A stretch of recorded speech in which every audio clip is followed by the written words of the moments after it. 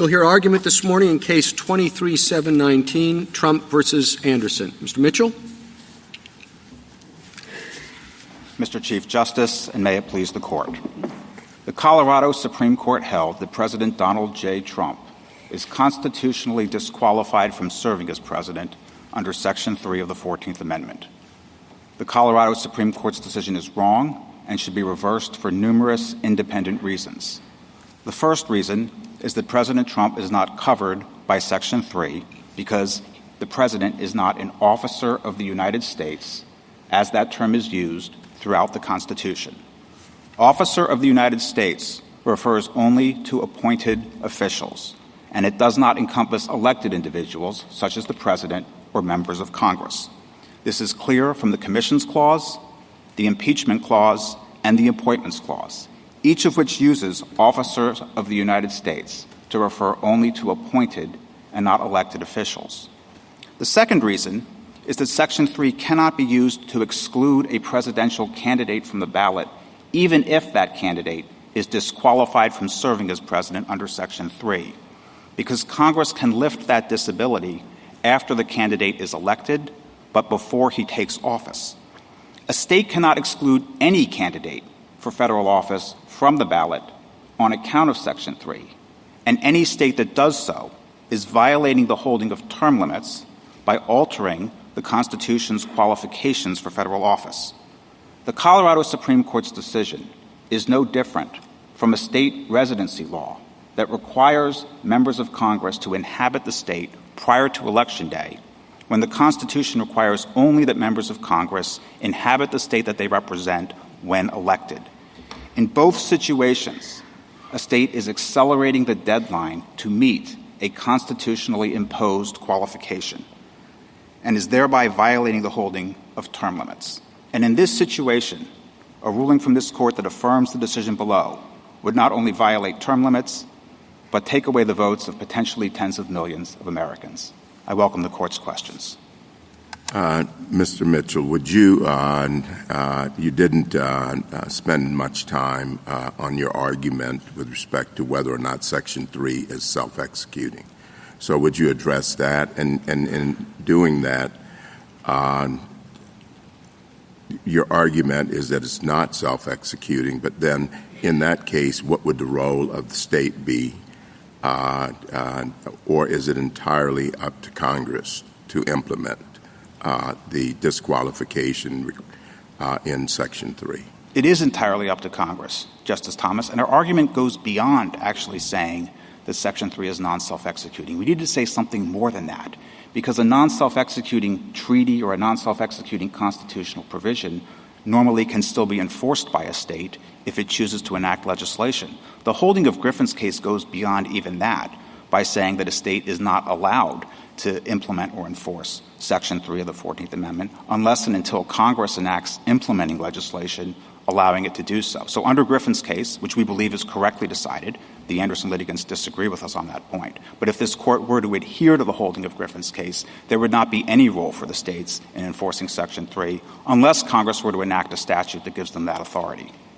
Counsel, what if somebody came into a state Secretary of State's office and said, I took the oath specified in Section 3, I participated in an insurrection, and I want to be on the ballot. Does the Secretary of State have the authority in that situation to say, no, you're disqualified? No, the Secretary of State could not do that consistent with term limits, because even if the candidate is an admitted insurrectionist, Section 3 still allows the candidate to run for office and even win election to office, and then see whether Congress lifts that disability after the election. This happened frequently in the wake of the 14th Amendment, where Confederate insurrectionists were elected to Congress, and sometimes they obtained a waiver, sometimes they did not, and each House would determine for itself whether to seat that elected insurrectionist, because each House is the sole judge of the qualifications of its members. So if a state banned even an admitted insurrectionist from the ballot, it would be adding to and altering the Constitution's qualifications for office, because under Section 3, the candidate need only qualify during the time the candidate holds the office to which he's been elected. And under Your Honor's hypothetical, the Secretary of State would be demanding, essentially, that the candidate obtain a waiver from Congress earlier than the candidate needs to obtain that waiver. Well, even though it's pretty unlikely, or at least would be difficult for an individual who says, I am an insurrectionist and I had taken the oath, that would require 2/3 of votes in Congress, right? Correct. Well, this is a pretty unlikely scenario. It may be unlikely, but no Secretary of State is permitted to predict the likelihood of a waiver, because in doing so, they're adding a new qualification to the ability to run for Congress. And the proper analogy, Mr. Chief Justice, is to state residency laws, because the Constitution says that a member of Congress must inhabit the state that he represents when elected. And the lower courts have all held, in reliance on term limits, that a state election official cannot move that deadline any earlier by requiring the candidate for Congress to inhabit the state. So even if somebody comes in and says, I'm a resident of the Secretary of State's office in Illinois, and says, I'm a resident of Indiana, I have been all my life, I want to run for office in Illinois, the Secretary of State can't say, no, you can't? Well, the question would be, is that person going to inhabit the state when the election is held? So if the candidate makes clear, perhaps through a sworn declaration or through his own statements, that he has no intention of relocating to that state before Election Day, then the Secretary of State would be enforcing an extant constitutional qualification rather than enforcing a new state-imposed qualification. And that's the key under term limits. Is the state in any way altering the criteria for a federal office, either for Congress or for the presidency? And in this situation, the Colorado Supreme Court is going slightly beyond what Section 3 requires, because Section 3, on its face, bans an insurrectionist only from holding office. Counsel, can I stop you a moment and back up a minute? You admitted that the concept of self-executing does generally permit states to provide a cause of action for breaches of a constitutional provision. Correct. In fact, they do it frequently for takings clauses. There's no debate that Colorado has provided that cause of action.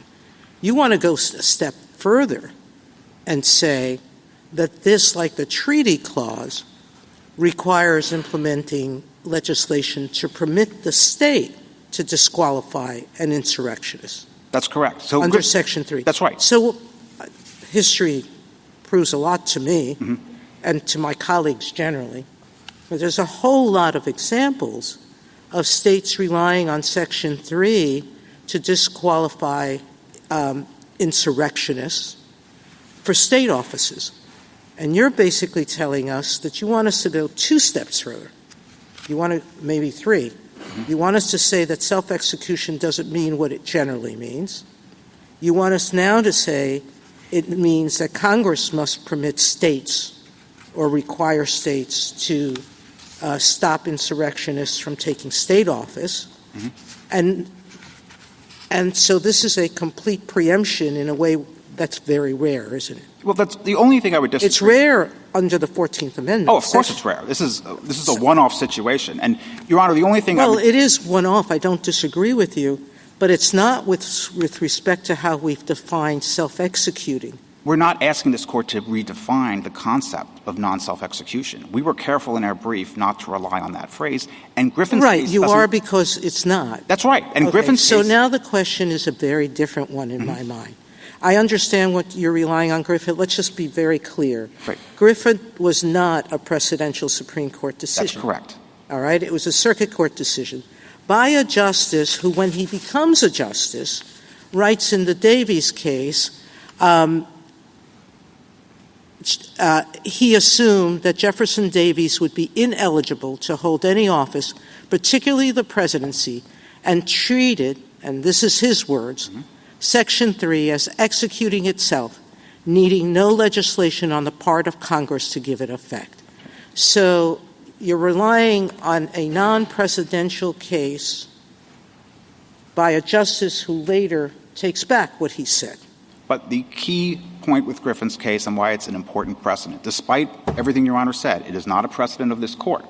But Griffin's case provided the backdrop against which Congress legislated the Enforcement Act of 1870 when it first provided an enforcement mechanism for Section 3. And it did away with it later. It did away with it later. But that has nothing to say with respect to what Section 3 means. Can we get to the issue, which is, I think, one that I go back to that I started with, and very briefly, what sense does it say that states can't enforce Section 3 against their own officials? I think logically those are two separate issues in my mind. Can states enforce the insurrection clause against their own office holders, or can they enforce it against federal officials, or can they enforce it against the president? Those are all three different questions in my mind. And the answer to all three of those questions turns on whether this Court agrees with the holding of Griffin's case. If Griffin's case is the proper enunciation of the law, then a state cannot do any of the things Your Honor suggested unless Congress gives it authority to do so. So a non-presidential decision that relies on policy doesn't look at the language, doesn't look at the history, doesn't analyze anything than the disruption that such a suit would bring, you want us to credit as presidential? Because Congress relied on Griffin's case when it enacted the Enforcement Act of 1870 and established... So, Mr. Mitchell, if I may interrupt, but just to clarify, I mean, this sounds like your reply brief, where it sounds like you're not making a constitutional argument. You're really making a statutory preemption argument. And is that what you're doing here? You're not saying that the Constitution gives you this rule. It's the kind of combination of Griffin's case plus the way Congress acted after Griffin's case that gives you the rule? That's exactly right, Justice Kagan, because we have implementing legislation. Congress took up the invitation provided by Griffin's case and established writs of quo warranto in the 1870 Enforcement Act, later repealed them. The only enforcement legislation that's currently on the books is the insurrection criminal statute, Section 2383. And when Congress made all of these decisions, the initial enactment of the Enforcement Act in 1870, the repeal of the quo warranto provisions in 1948, all of those were made with Griffin's case as the backdrop. Please. Well, the understanding was that these congressionally established remedies would be exclusive of state court remedies. So there's not an express statement of preemption in these statutes, but there didn't need to be because Griffin's case provided the backdrop. And if I could just understand the argument a little bit better, suppose that we took all of that away. Suppose there were no Griffin's case and there were no subsequent congressional enactment. What do you then think the rule would be? So just as a matter of first principles without Griffin's case, it's a much harder argument for us to make because normally, every other provision of the 14th Amendment has been treated as self-executing. What we would argue, and that's hypothetical that Your Honor has suggested, is that there are practical considerations unique to Section 3 that counsel in favor of a rule similar to what Chief Justice Chase spelled out in Griffin's case. And it goes to, I think, the policy concerns he talks about, where this was a case, Griffin's case involved a convicted criminal who was seeking a writ of habeas corpus on the ground that the judge who tried his case was an insurrectionist disqualified under Section 3. And Chief Justice Chase realizes that if he enforces Section 3 in this situation, it would nullify every official act taken not only by this particular judge, but by anyone who is an insurrectionist or arguably an insurrectionist under Section 3. Well, and why do you need those consequential concerns, though? It kind of seems to me that what Justice Kagan is getting at is why don't you have an argument that the Constitution of its own force, that Section 3 of its own force preempts the state's ability not necessarily, I think, not to enforce Section 3 against its own officers, but against federal officers, like in a Tarbell's case kind of way. So there could also be an argument that's more limited. You're suggesting there may be a barrier under the Constitution to a state legislating an enforcement mechanism for Section 3 specific to federal officers. We could rely on precedents such as McClung that says that state courts lack the authority to issue mandamus relief against federal officials. Well, and why extend aren't that you making here. those arguments? Because that doesn't get us – that Griffin's that case only gets you out of state court, doesn't get you out of federal court. And also the holding of Griffin's case went well beyond that because Chief Justice Chase said in this opinion, which again provided the backdrop for the congressional enforcement legislation, that states had no role in enforcing Section 3 unless Congress was to give them that authority through a statute that they passed pursuant to their But your arguments – No, please, go ahead. I was just going to add one last thing. I think your argument's a little broader than that because I think if we accept your position that disqualifying someone from the ballot is adding a qualification. Really, your position is that Congress can't enact a statute that would allow Colorado to do what it's done either, because then Congress would be adding a qualification, which it can't do either. No, I don't agree with that, Justice Barrett. Congress is not bound by the holding of term limits.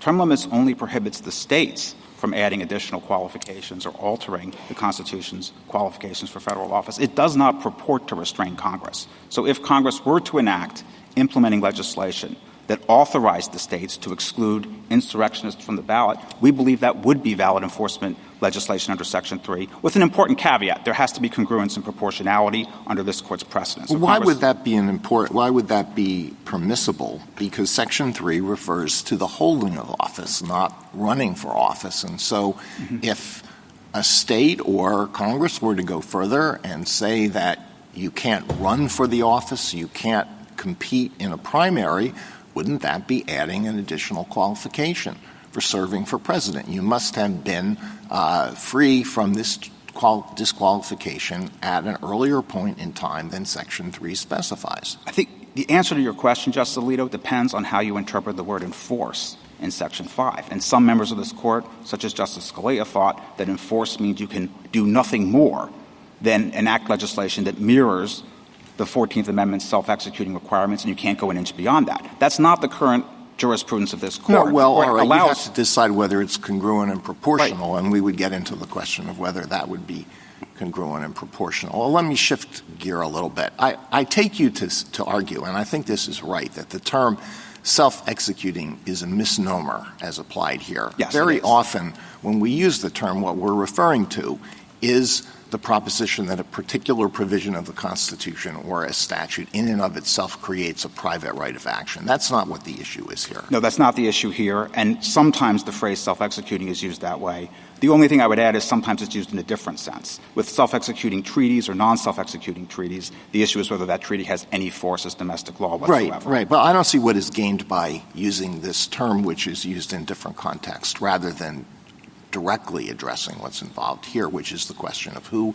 can enforce Section 3 with respect to a presidential candidate. The consequences of what the Colorado Supreme Court did, some people claim, would be quite severe. Would it not lead to the possibility that other states would say, using their choice of law rules and their rules on collateral estoppel, that there's non-mutual collateral estoppel against former President Trump. And so the decision of the Colorado Supreme Court could effectively decide this question for many other states, perhaps all other states. Could it not lead to that consequence? I don't think so, because Colorado law does not recognize non-mutual collateral estoppel, and I believe the preclusive effect of the decision would be determined by Colorado law rather than the law of another state. But I think your question, Justice Alito, gives rise to an even greater concern, because if this decision does not have preclusive effect in other lawsuits, it opens the possibility that a different factual record could be developed in some of the litigation that occurs in other states, and different factual findings could be entered by state trial court judges. They might conclude that, as a matter of fact, that President Trump did not have any intent to engage in incitement, or make some other finding that differs from what this trial court judge found. Yeah, exactly. So in this decision, the trial court in Colorado thought that it was proper to admit the January 6th report, and it also admitted the testimony of an expert who testified about the meaning of certain words and phrases to people who communicate with and among extremists, right? Another state court could reach an opposite conclusion on both of those questions. Certainly. Other states could conclude that the January 6th report is inadmissible hearsay. They might also conclude that statements within the January 6th report were hearsay, even if the report itself is not. And they could certainly reach a different conclusion with respect to the expert testimony of Professor Simi. Perhaps in another state we would have time to produce our own sociology expert who would contradict Professor Simi. Should these considerations be dismissed as simply consequentialist arguments, or do they support a structural argument that supports the position that you're taking here? I think they all mutually reinforce each other. We have an argument we believe that is sufficient to dispose of this case just based on the meaning of officer of the United States, as well as the argument we're making based on term limits. But all of the consequentialist considerations that Your Honor has suggested are additional reasons to reverse the Colorado Supreme Court, although we don't think it's necessary to get into consequences because the law is clearly on our side. You keep saying term limits. There are other presidential qualifications in the Constitution: age, Yes. citizenship. There's a separate amendment, the 22nd Amendment, that doesn't permit anyone to run for a second term. We have a history of states disqualifying, not all, but some, of disqualifying candidates who won't be of age if elected. We have a history of at least one state disqualifying someone who wasn't a U.S. citizen. Right. Are your arguments limited to Section 3? Not quite. The question, Justice Sotomayor, is whether the state is violating term limits by adding to or altering the extant qualifications for the presidency in the Constitution. Now, so you want us to say, I'm wondering why the term limits qualification is important to you. Because are you setting up so that if some president runs for a third term, that a state can't disqualify him from the ballot? Of course a state can disqualify him from the ballot, because that is a qualification that is categorical. It's not defeasible by Congress. So a state is enforcing the Constitution when it says you can't appear on our ballot if you've already served 2 terms as president. The same if they're underage when elected, and the same if they're not a U.S. citizen. The same if they're not a U.S. citizen, for sure. The age is a little more nuanced, because you can imagine a scenario where the person is 34 years old at the time of the election, but he turns 35 before inauguration. Well, then that would probably come up to us at some point. The state would make a decision and say he's ineligible, and we would have to decide that question then. But my point is, so what adding qualifications to what term limit is your argument based on? I'm just confused. Okay. With respect to maybe I'll start with the age example. Mm-hmm. If a state like Colorado says you can't appear on our presidential ballot unless you are 35 years old on the day of the election, that would be a violation of term limits, because there could be a 34-year-old on the day of the election who turns 35 before Inauguration Day. What Colorado has done here, what their Supreme Court has done, is similar, because under Section 3, President Trump needs to qualify during the time that he would hold office. And the Colorado Supreme Court is saying to President Trump, you have to show that you would qualify under Section 3 now, at the time of the election, or at the time that we, the state Supreme Court. Now I understand. So just a point of clarification so we're all on the same page. When you say term limits, you mean our decision in the term limits case. Yes, not I'm sorry. The constitutional provision governing term limits. Yes, U.S. term limits against Thornton. Maybe I should call it Thornton instead of term limits. I'm sorry. I was confused. Does it have something to do with the fact that the particular circumstance that you're talking about can change? Is that what you mean? I'm trying to understand the distinction between the provision in the Constitution that relates to disqualification on the basis of insurrection behavior and these other provisions that Justice Sotomayor points out. They all seem to me to be extant constitutional requirements. But you're drawing a distinction. Right. I'm drawing a distinction because some of them are categorical. What do you mean by categorical? Whether or not you are an insurrectionist is or is not categorical? It is not categorical because Congress can lift the disability by a 2/3 vote. But why does that change the initial determination of whether or not you fall into the category? I don't understand the fact that you can be excused from having been in the category. Why does that not make it a categorical determination? Because we don't know whether President Trump will be excused before he's sworn in, if he wins the election, on January 20th, 2025. And a court that is saying that President Trump has to show now, today, that he would qualify under Section 3 is accelerating the deadline that the Constitution provides for him to obtain a waiver from Congress. But that's by virtue of the hold, right? Hold office. This is correct. Section 3 bans him only from holding office. All right, can I ask you, now that I have the floor. Yes. Can I ask you to address your first argument, which is the officer point? Sorry. Yeah, why don't we? Could we? Is that okay if we do this and then we go to that? Sure. You know, Go ahead. Will there be an opportunity to do officer stuff, or should we? Absolutely.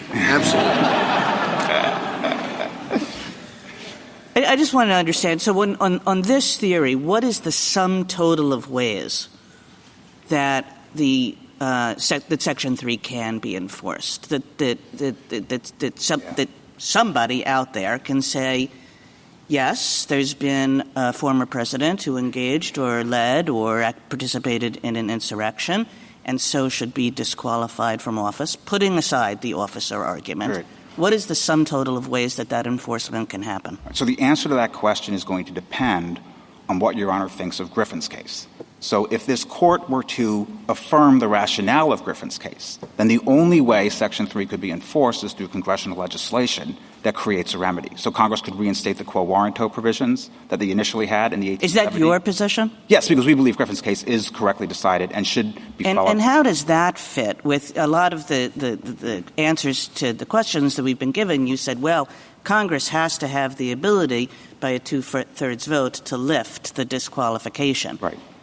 But so, too, I would think that provision would be in some tension with what you just said. There is because if Congress has the ability to lift the vote by a two-thirds majority, then surely it can't be right that one house of Congress can do the exact same thing by a simple majority. Yeah, there certainly is some tension, Justice Kagan, and some commentators have pointed this out. Professor Bode and Professor Paulson criticized Griffin's Then I case must very be sharply. right. Well, we don't think this problem is fatal because to us the two-thirds provision that allows Congress to lift a disability is something akin to a pardon power, where Congress, through enforcement legislation, creates a mechanism by which the insurrectionist issue is to be determined by some entity. It could be the legislature. In the case of an elected member of Congress, each house has the ability to judge the qualifications of their members. Or if it's outside the situation of Congress, it would be whatever Congress enacts. So when it was the writs of quo warranto, each federal prosecutor had the authority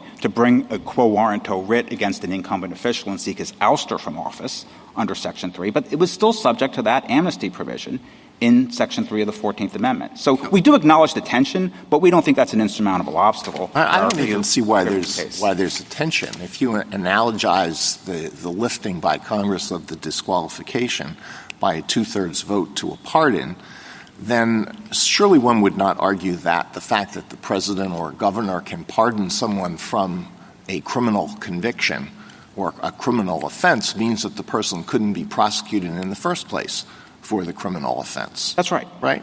Yes. So I don't see what the tension is. They're two separate things. Did the person engage in this activity, which is prohibited? And second, even if the person did engage in the activity, are there reasons why the disqualification or should be lifted or the pardon should be granted? That's right. I mean, if the court accepts the holding of Griffin's case, that's exactly the regime that we would have. Yeah, I don't see there's a tension, but also there's a limit on what one can infer from the mere fact that Congress can lift the disqualification. You can't infer from that it is impermissible to have a prior determination that the person did engage in the insurrection. You can't make that inference. Okay. It's not well, logical. but I think isn't that what you're doing? What's in tension is that you would have the exact same actor and say, look, that actor can lift the disqualification by a two-thirds vote. But you're saying only that actor can put the disqualification into effect in the first place, and it can do that by far less than two-thirds. It can do that just by a simple majority of one house. Or it could do that by doing nothing at all, if the holding of Griffin's case is correct, because just congressional inaction would effectively act as the only thing it takes to have no action is half plus one saying we don't feel like it. But that's why we tried to characterize our Griffin's case argument the way we did, where we rely on preemption doctrines as well. So don't you think Griffin's case is also relevant to trying to figure out what the original public meaning of Section 3 of the 14th Amendment is? It's by the Chief Justice of the United States a year after the 14th Amendment. That seems to me highly probative of what the meaning or understanding of that language otherwise elusive language is. I do think it's probative, Justice Kavanaugh. We didn't rely too heavily on the point that you're making, partly because we have this other opinion from Justice Chase in the Jefferson Davis case. So that argument could potentially boomerang on us, which is why we didn't push it very hard in our briefing. But I think Your Honor is right. This is why don't you finish your sentence? it is relevant and probative for sure. But I think there is other evidence, too, that might perhaps undercut the usefulness of trying to characterize Griffin's case as completely emblematic of the original understanding. Now, why don't we move on to the officer point? Certainly. And Justice Jackson, I think you... Yeah, so I had a question about it because you're making a textualist argument. And as I look at Section 3, I see two parts of the first sentence of Section 3. The first is a list of offices that a disqualified person is barred from holding. And the second are specific circumstances that give rise to disqualification. So first, am I right about seeing that there are two different things happening in the first sentence of section? Okay. For sure. So are you arguing both in this case or just one? Are you arguing both that the office of the presidency should not be considered one of the barred offices and that a person who previously took the presidential oath is not subject to disqualification? We are arguing both, Your Honor. I don't see that in your brief. I see a lot of focus on the second, but not on the first. There is definitely more focus on the second, and we acknowledge that we have a somewhat heavier lift on the first point. Why? It seems to me that you have a list and president is not on it. That's certainly an argument in our favor, but they're also, with respect to officer of the United States, that's used repeatedly in the Constitution, in the Commissions Clause, in the Appointments Clause, and also in the Impeachment Clause. And every time it appears, it's used in a way that clearly excludes the No, I president. understand, but that's the second argument. So the first argument is we have a list of offices that a person is barred from holding, right? Yes. Under your theory or under the language of, and we see it begins with senator, representative, elector of the president and vice president, and all other civil or military officers. Offices under the United States. Offices under the United States. But the word president or vice president does not appear specifically in that list. So I guess I'm trying to understand, are you giving up that argument, and if so, why? No, we're not giving it up at all. You're right. The president and the vice president are not specifically listed. But the Anderson litigants claim that they are encompassed within the meaning of the phrase office under the United States. And do you agree that the framers would have put such a high and significant and important office, sort of smuggled it in through that catch-all phrase? We don't agree at all. That's why we're still making the argument that the presidency is excluded from the covered offices that are listed at the beginning of Section 3. I'm sorry. Your brief says you didn't take a position on that point. I'm sorry. And your brief said, I don't have the site, I apologize. You don't affirmatively argue that point, I think is what your brief said. In the blue brief? Yes. Well, we certainly argued it in the reply brief, and I'll have to look at how we phrased it. But we did point out in our opening brief that there are potential issues if this court were to rule on office under, because that phrase appears in other parts of the Constitution, including the Emoluments Clause, the Impeachment Disqualification Clause. Would we necessarily have to say, I mean, I thought the point was that Section 3 was unique, that there was something happening with Section 3 that could explain why certain offices were left off or whatnot. Perhaps, but there are also implications from other parts of the Constitution which really help us on the officer of the United States argument in that second part of Section 3, but somewhat cut against us when it comes to office under the United States. And the Anderson litigants point this out in footnote 9 in the red brief, where they say if this court were to say the presidency is an excluded office under the United States, that could imply, for example, the president is not covered by the emoluments. Mr. Mitchell, is stepping back on this. A lot hinges on the difference in your argument, between the term office and officer. Yes. And I guess I'm wondering, what theory do you have from an original understanding or a textualist perspective why those two terms so closely related would carry such different weight? Because it's clear from the constitutional text that there are officers that do not hold offices under the United States. For example, the Speaker of the House and the president pro tempore. They're described as officers in Article 1 who are chosen by the legislature. They also have to be officers if they're able to be covered by the Presidential Succession Act, because under the Constitution, only officers can serve when there's a vacancy in both the presidency and the vice presidency. So they're officers, but they're not offices under the United States because of the incompatibility clause, which says that if you're a member of Congress, you cannot simultaneously hold an office under the United States. So that provision of the Constitution clearly demonstrates that members of Congress can't hold offices. I appreciate that response. Is there anything in the original drafting, history, discussion that you think illuminates why that distinction would carry such profound weight? Not of which we're aware. So these are textual inferences that we're drawing from constitutional structure, intratextualist analysis. Yeah. But we aren't relying necessarily on the thought processes of the people who drafted these provisions because they're unknowable, but even if they were knowable, we're not sure they would be relevant in any event because this language, especially in Section 3, was enacted as a compromise. There were certainly radical Republicans who wanted to go much further. If you look at some of the earlier drafts that were proposed, some people wanted to ban all insurrectionists from holding office, regardless of whether they previously swore an oath. Some people wanted to go further and ban them even from voting. Thank you. Thank you, counsel. I just have one very technical question. The statute in 1870, if it were still in effect, would require you to modify your arguments slightly. It was repealed, as you say, in 1948. I tried to find it, but I couldn't. Do you know why it was repealed? No, we don't know why. It looks like it was done as part of a reorganization of the U.S. Code. So it doesn't appear there was any policy motivation behind that decision. I think a lot of things got repealed during this 1948 decisions that were made. Okay. Justice Thomas, anything further? Justice Alito? Is there any history of states using Section 3 as a way to bar federal office holders? Not that I'm aware, Justice Alito, because of Griffin's case. I mean, Griffin's case has been the law. I shouldn't say that it's been the law because it was just a circuit court decision, but that has been the settled understanding of Section 3 since 1870 when it was decided. Thank you. Justice Sotomayor? I just want to pin down your principal argument on Section 3. You argue that even though the president may or may not qualify, presidency may or may not qualify as an office under the United States, your principal argument is that the president is not an officer of the United States, correct? Yeah, I would say it a little more forcefully than what Your Honor just described. We believe the presidency is excluded from office under the United States, but the argument we have that he's excluded the president as an officer of the United States is the stronger of the two textually and has fewer implications for other constitutions. Bit of a gerrymandered rule, isn't it, designed to benefit only your client?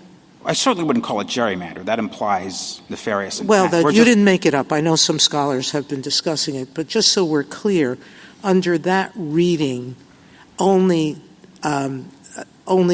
the petitioner is disqualified because virtually every other president except Washington has taken an oath to support the Constitution, correct? That's right. Every president, to our knowledge, every other president.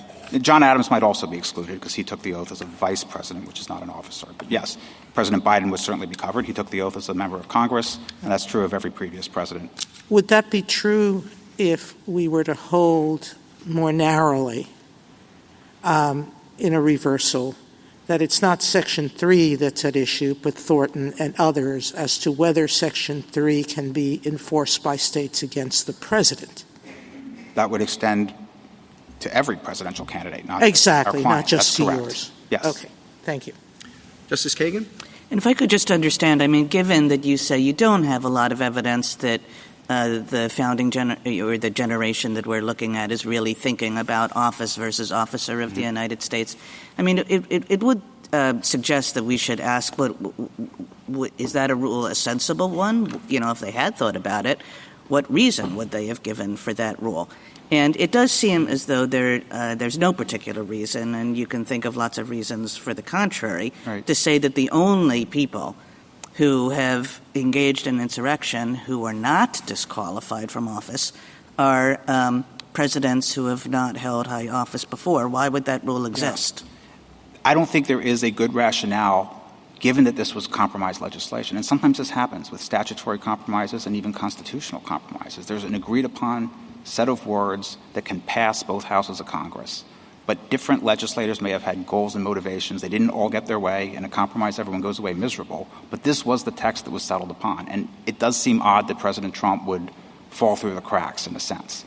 But if officer of the United States means appointed officials, there's just no way he can be covered under Section 3. The court would have to reject our officer argument to get to that point. And is there any better reason if you go to the office argument that Justice Jackson was suggesting, is there any better reason for saying that an insurrectionist cannot hold the whole panoply of offices in the United States, but we're perfectly fine with that insurrectionist being president? I think that's an even tougher argument for us to make as a policy matter, because one would think of all offices, the presidency would be the one you'd want to keep out the Confederate insurrectionists. That's the commander-in-chief of the Army.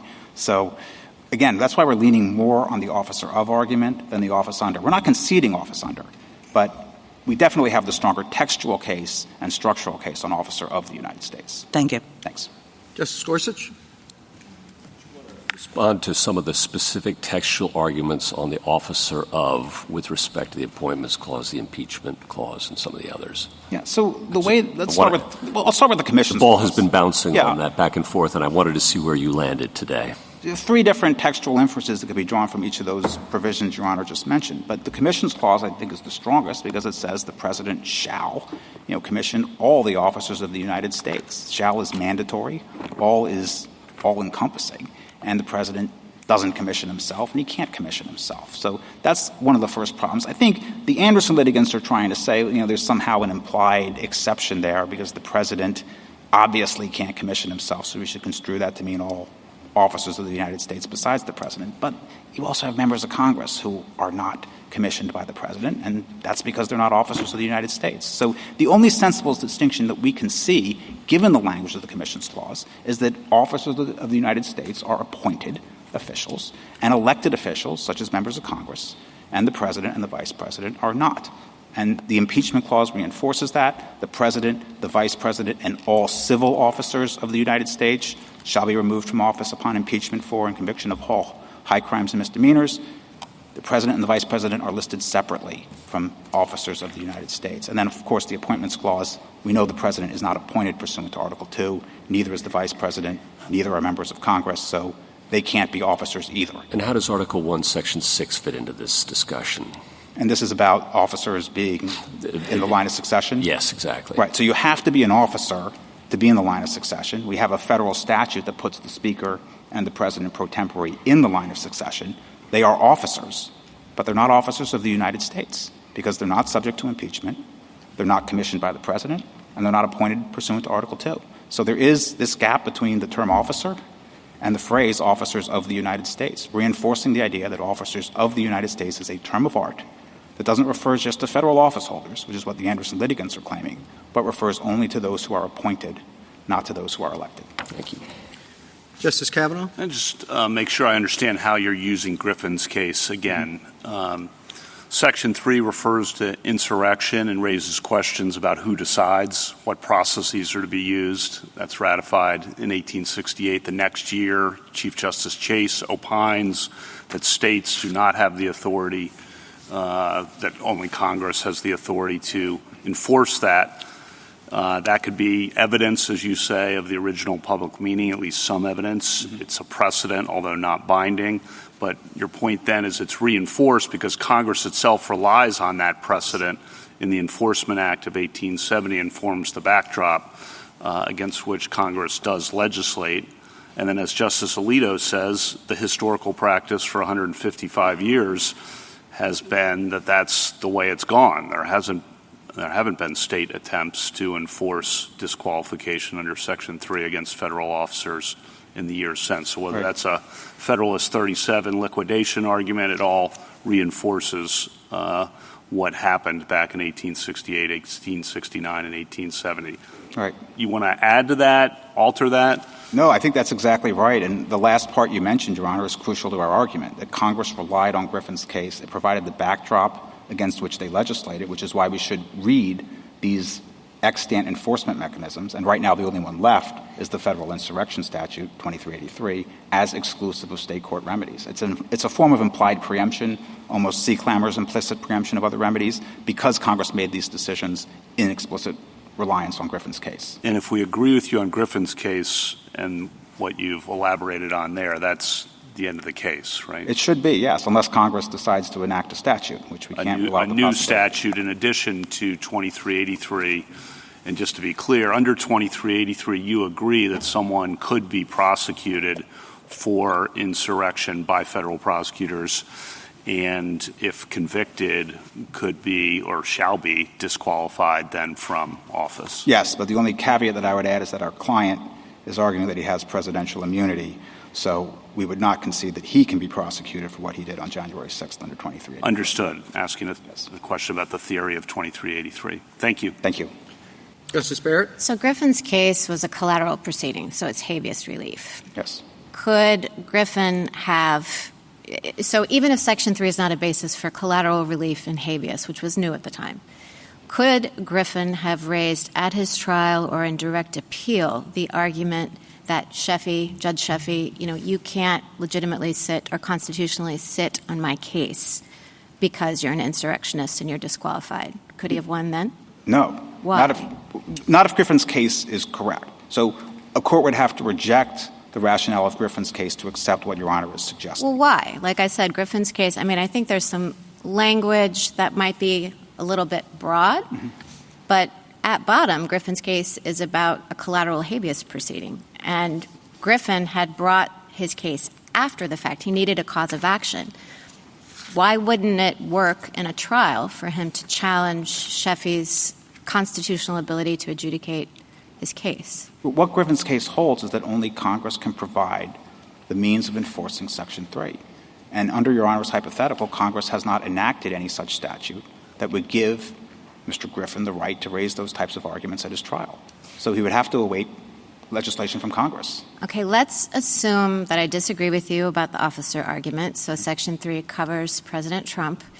Let's say that Congress enacts a quo warranto provision that would allow a state, or I guess it doesn't really matter for this purpose, even a federal prosecutor, to bring such an action against him, to remove him from office in the quo warranto way.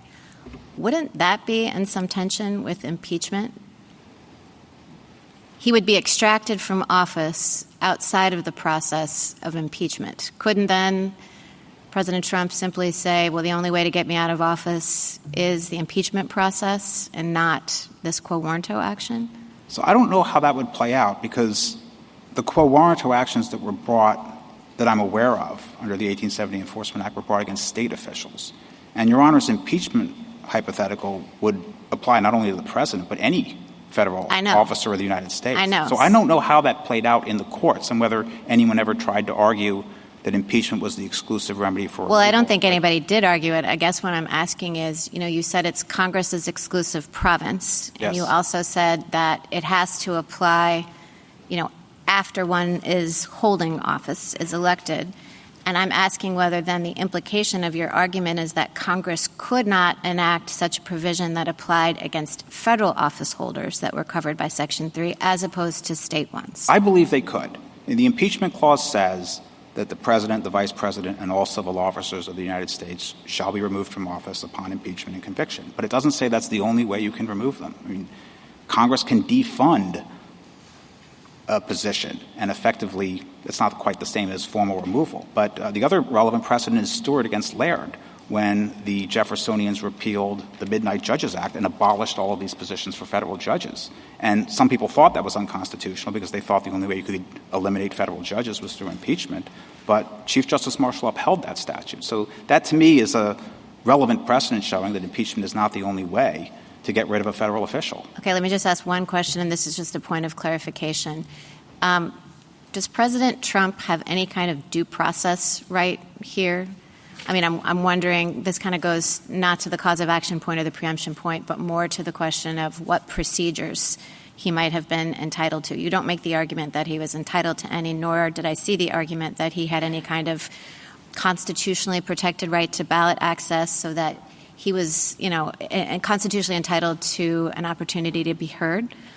Is that right? He had no due process right? We made that argument below. We did not make that in our briefs to this court for several reasons. Your Honor's, I think, suggesting, and this is correct, that the proceedings below, to put it charitably, were highly irregular. Well, I wasn't suggesting that. I was just I'm sorry. asking. The question seems to suggest that there might be due process issues, but we didn't develop that argument in this court for several reasons. Winning on due process doesn't really do as much for our client as the other arguments that we've made, because that would be a ruling specific to this particular proceeding in the state of Colorado and would leave the door open for Colorado to continue on remand to exclude him from the ballot.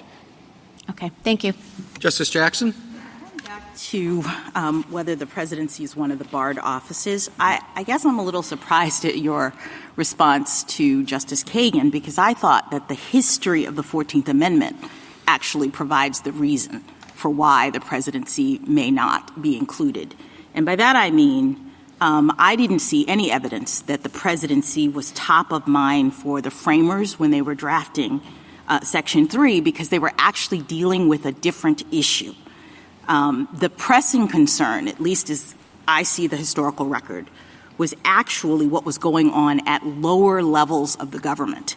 The possible infiltration and embedding of insurrectionists into the state government apparatus, and the real risk that former Confederates might return to power in the South via state-level elections, either in local offices or as representatives of the states in Congress. And that's a very different lens. If your concern is trying to make sure that these people don't come back through the state apparatus and control the government in that direction, seems to me very different than the worry that an insurrectionist will seize control of the entire national government through the presidency. And so I just am surprised that you would, given the text of the provision and the historical context that seems to demonstrate that their concern or their focus was not about the presidency, I just don't understand why you're giving that argument up. There is some evidence to suggest that, Justice. Is there any evidence to suggest that the presidency was what they were focused on? There is some evidence of that. There were people saying we don't want Jefferson Davis to be elected president. And there was also one of the drafts of Section 3 specifically mentioned the presidency and the vice presidency. But it wasn't the final It wasn't the final. So it wasn't. Yes, right. I'm sorry. It wasn't the final enactment, but it does show that there was some concern by some people about Confederate insurrectionists ascending to the presidency. And we didn't want to make a law office history type argument where we just look at the historical evidence and pick the evidence that we like and interpret it tendentiously, because the other side can get back with us and throw this countervailing evidence back in our face. So we wanted to focus more on the text of the Constitution, because this was ultimately a compromise provision that was enacted in Section 3. All right. Let me ask you another question about the states, because you have forcefully made an argument about the states not being able to enforce Section 3. So if we agree with you on that, what happens next? I mean, I thought you also wanted us to end the litigation. So is there a possibility that this case continues in federal court if that's our conclusion? I don't see how it could unless Congress were to enact a statute in response to this court's decision. So your point is that we would have to say congressional enacting legislation is necessary for either state or federal enforcement. That's correct.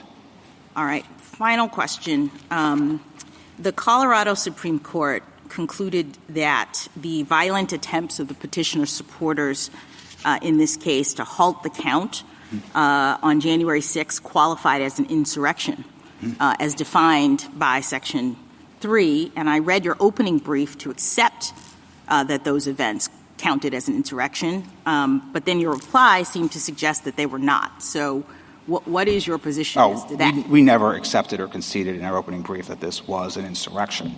What we said in our opening brief was President Trump did not engage in any act that can plausibly be characterized as insurrection. All right, so why would this not be an insurrection? What is your argument that it's not? Your reply brief says that it wasn't because I think you say it did not involve an organized attempt to overthrow the government. So that's one of many reasons. But for an insurrection, there needs to be an organized, concerted effort to overthrow the government of the United States through violence.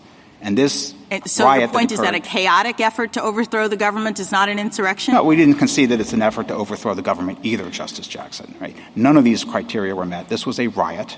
It was not an insurrection. The events were shameful, criminal, violent, all of those things, but it did not qualify as insurrection as that term is used in Section 3. Thank you. Thanks. Thank you, counsel. Thank you. Mr. Murray? Mr. Chief Justice, and may it please the Court, we are here because for the first time since the War of 1812, our nation's capital came under violent assault. For the first time in history, the attack was incited by a sitting President of the United States to disrupt the peaceful transfer of presidential power.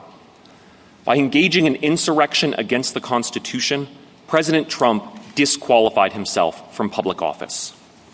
As we heard earlier, President Trump's main argument is that this court should create a special exemption to Section 3 that would apply to him and to him alone. He says Section 3 disqualifies all oath-breaking insurrectionists except a former president who never before held other state or federal office. There is no possible rationale for such an exemption, and the court should reject the claim that the framers made an extraordinary mistake. Section 3 uses deliberately broad language to cover all positions of federal power requiring an oath to the Constitution. My friend relies on a claimed difference between an office under and an officer of the United States, but this case does not come down to mere prepositions. The two phrases are two sides of the same coin, referring to any federal office or to anyone who holds one. President Trump's other arguments for reversal ignore the constitutional role of the states in running presidential elections. Under Article 2 and the 10th Amendment, states have the power to ensure that their citizens' electoral votes are not wasted on a candidate who is constitutionally barred from holding office. States are allowed to safeguard their ballots by excluding those who are underage, foreign-born, running for a third presidential term, or, as here, those who have engaged in insurrection against the Constitution in violation of their oath. I welcome the Court's questions. Do you have contemporaneous examples? And by contemporaneous, I mean shortly after the adoption of the 14th Amendment, where the states disqualified national candidates, not its own candidates, but national candidates? The only example I can think of, Justice Thomas, is the example of Congressman Christie, who was elected in Georgia in, I believe, 1868, and the governor of Georgia refused or declined to certify the results of that election because Mr. Christie was disqualified. But I think it's not surprising that there are few examples because we didn't have ballots in the same way back then. Candidates were either write-in or they were party ballots, so the states didn't run the ballots in the same way, and there wouldn't have been a process for determining before an election whether a candidate was qualified, unlike the processes that we have now that states have created under their Article 1 and Article 2 powers to run elections. But it would seem that particularly after Reconstruction and after the Compromise of 1877 and during the period of Redeemers, that you would have that kind of conflict. There were a plethora of Confederates still around. There were any number of people who would continue to either run for state offices or national offices. So it seemed that would suggest that there would at least be a few examples of national candidates being disqualified, if your reading is correct. Well, there were certainly national candidates who were disqualified by Congress refusing to seat them. I understand that, but that's not this case. Did states disqualify them? That's what we're talking about here. I understand Congress would not seat them. Other than the example I gave, no. But again, Your Honor, that's not surprising because there wouldn't have been – states certainly wouldn't have the authority to remove a sitting federal officer. So what was the purpose of Section 3? The states were sending people. The concern was that the former Confederate states would continue being bad actors. And the effort was to prevent them from doing this. And you're saying that, well, this also authorized states to disqualify candidates. So what I'm asking you for, if you are right, what are the examples? Well, Your Honor, the examples are states excluded many candidates for state office, individuals holding state offices. We have a number of published cases of states considering that. I understand that. I understand the states controlling state elections and state positions. What we are talking about here are national candidates. I understand. You look at Foner or Foote, Shelby Foote, or McPherson, they all talk about, of course, the conflict after the Civil War. And there were people who felt very strongly about retaliating against the South, the radical Republicans. But they did not think about authorizing the South to disqualify national candidates. And that's the argument you're making. And what I would like to know is do you have any examples of this? Many of those historians have filed briefs in our support in this case, making the point that the idea of the 14th Amendment was that both states and the federal government would ensure rights, and that if states failed to do so, the federal government certainly would also step in. But I think the reason why there aren't examples of states doing this is an idiosyncratic one of the fact that elections worked differently back then. States have a background power under Article 2 and the 10th Amendment to run presidential elections. They didn't use that power to police ballot access until about the 1890s. And by the 1890s, everyone had received amnesty and these issues had become moot. So I don't think the history tells us. Sort of look at Justice Thomas's question sort of from the 30,000-foot level. I mean, the whole point of the 14th Amendment was to restrict state power, right? States shall not abridge privileges of immunity. They won't deprive people of property without due process. They won't deny equal protection. And on the other hand, it augmented federal power under Section 5. Congress has the power to enforce it. So wouldn't that be the last place that you'd look for authorization for the states, including Confederate states, to enforce, implicitly authorize, to enforce the presidential election process? That seems to be a position that is at war with the whole thrust of the 14th Amendment and very ahistorical. No, Your Honor. First, we would locate the state's authority to run presidential elections not in the 14th Amendment, but in Article 2. And that power is nearly plenary to determine. Yeah, but you're relying on – you have no reliance on Section 3. Is that what you're saying? No, Your Honor. Certainly we have reliance on Section 3 insofar as Article 2 gives states this broad power to determine how their electors are selected, and that broad power implies the narrower power to enforce federal constitutional qualifications. Well, but the like narrower power you're looking for is the power of disqualification, right? That is a very specific power in the 14th Amendment. And you're saying that was implicitly extended to the states under a clause that doesn't address that at all. We would say that nothing in the 14th Amendment takes away from the states their broad and nearly plenary power to determine the manner of selecting their electors in the manner that they see fit. As this Court said in Chiafalo, that power is nearly plenary unless something in the Constitution tells states they can't do it.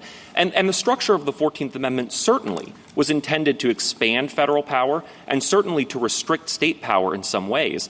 But states are bound to enforce and apply, for example, Section 1 of the 14th Amendment. And so it's hard to see why states wouldn't be similarly bound or at least authorized. That's greater includes the lesser argument. The states have the power, the legislature has the power to choose electors, granted. But just because there's one authorized means in the Constitution to a particular end does not mean that there's any means to that end. And so I think you're taking that electors argument and bringing it into Section 3, where, as the Chief Justice says, there's just no and Justice Thomas, there's no historical evidence to support the theory of Section 3 nor the overall to explain the overall structure of the 14th Amendment. We certainly have a long history in this country of states using their power to determine the manner of selecting presidential electors to enforce other qualifications in the Constitution. I don't take it there's a great debate about whether or not states are allowed to exclude underage or foreign-born candidates, or if President Bush or Obama wanted to run for a third term, that they could be excluded under that broad Article 2 power. I don't see why Section 3 should be treated any differently. Section 3 speaks in the same Well, when you look at terms. Section 3, the term insurrection jumps out. And the questions are, what does that mean? How do you define it? Who decides? Who decides whether someone engaged in it? What processes, as Justice Barrett alluded to, what processes are appropriate for figuring out whether someone did engage in that? And that's all what Chief Justice Chase focused on a year after the 14th Amendment to say these are difficult questions, and you look right at Section 5 of the 14th Amendment, as the Chief Justice said, and that tells you Congress has the primary role here. I think what's different is the processes, the definition, who decides questions really jump out at you when you look at Section 3. Your response to that? Well, certainly, Justice Kavanaugh, there has to be some process for determining those questions. And then the question becomes, does anything in the 14th Amendment say that only Congress can create that process? And Section 5 very clearly is not an exclusive provision. It says Congress shall have power. But maybe put most boldly, I think that the question that you have to confront is why a single state should decide who gets to be president of the United States. In other words, this question of whether a former president is disqualified for insurrection to be president again is, just say it. It sounds awfully national to me. So whatever means there are to enforce it would suggest that they have to be federal, national means. Why does, if you weren't from Colorado and you were from Wisconsin or you were from Michigan, and it really, what the Michigan Secretary of State did is going to make the difference between, whether candidate A is elected or candidate B is elected. I mean, that seems quite extraordinary, doesn't it? No, Your Honor, because ultimately it's this court that's going to decide that question of federal constitutional eligibility and settle the issue for the nation. And certainly it's not unusual that questions of national importance come up. Well, I suppose this court would be saying something along the lines of that a state has the power to do it. But I guess I was asking you to go a little bit further and saying, why should that be the right rule? Why should a single state have the ability to make this determination, not only for their own citizens, but for the rest of the nation? Because Article 2 gives them the power to appoint their own electors as they see fit.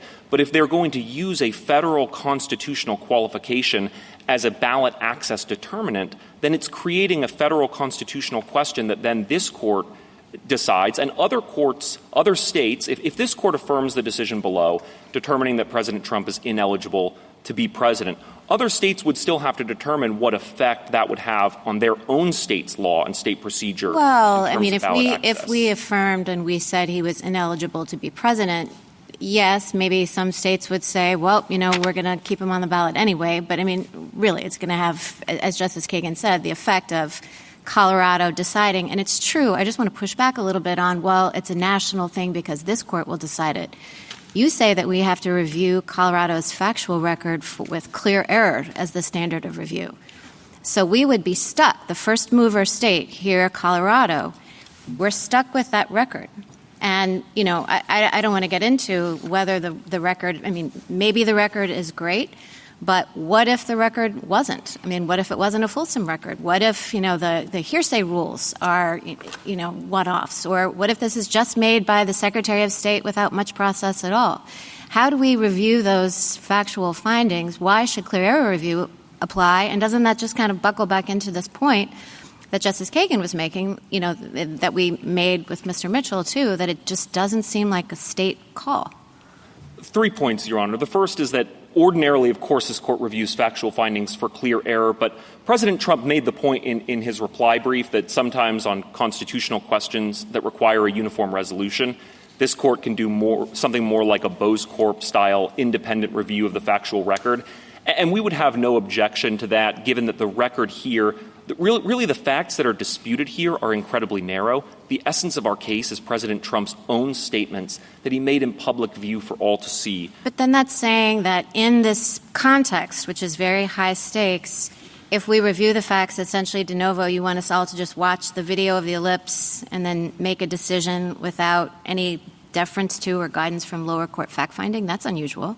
Well, ultimately, President Trump himself urges this court to decide the merits of his eligibility on the factual record here at page 2 of his brief. He's never at any point in this proceeding suggested there was something else that needed to be in the factual record, any other witnesses that he wanted to call to present his case.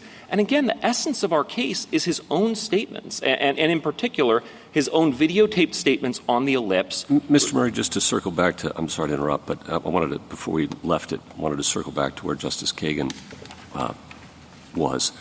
Do you agree that the state's powers here over its ballot for a federal officer election have to come from some constitutional authority.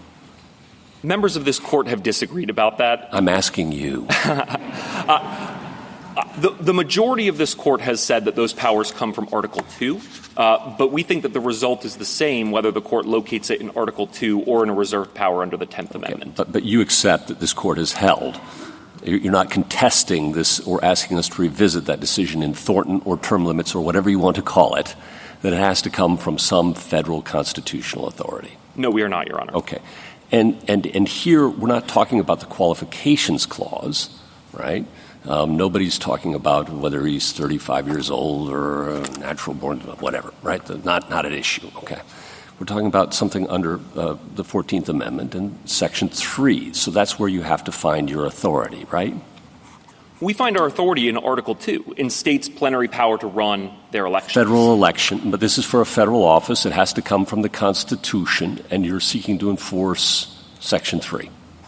We're suggesting that in their broad power to determine them, to select presidential electors in any manner they see fit, they can take account of Section 3 and apply Section 3. Could they do it without Section 3? Could they disqualify somebody for, on whatever basis they wanted outside of the qualifications clause? That would run into term limits, I would think so, right? So it has to come back to Section 3.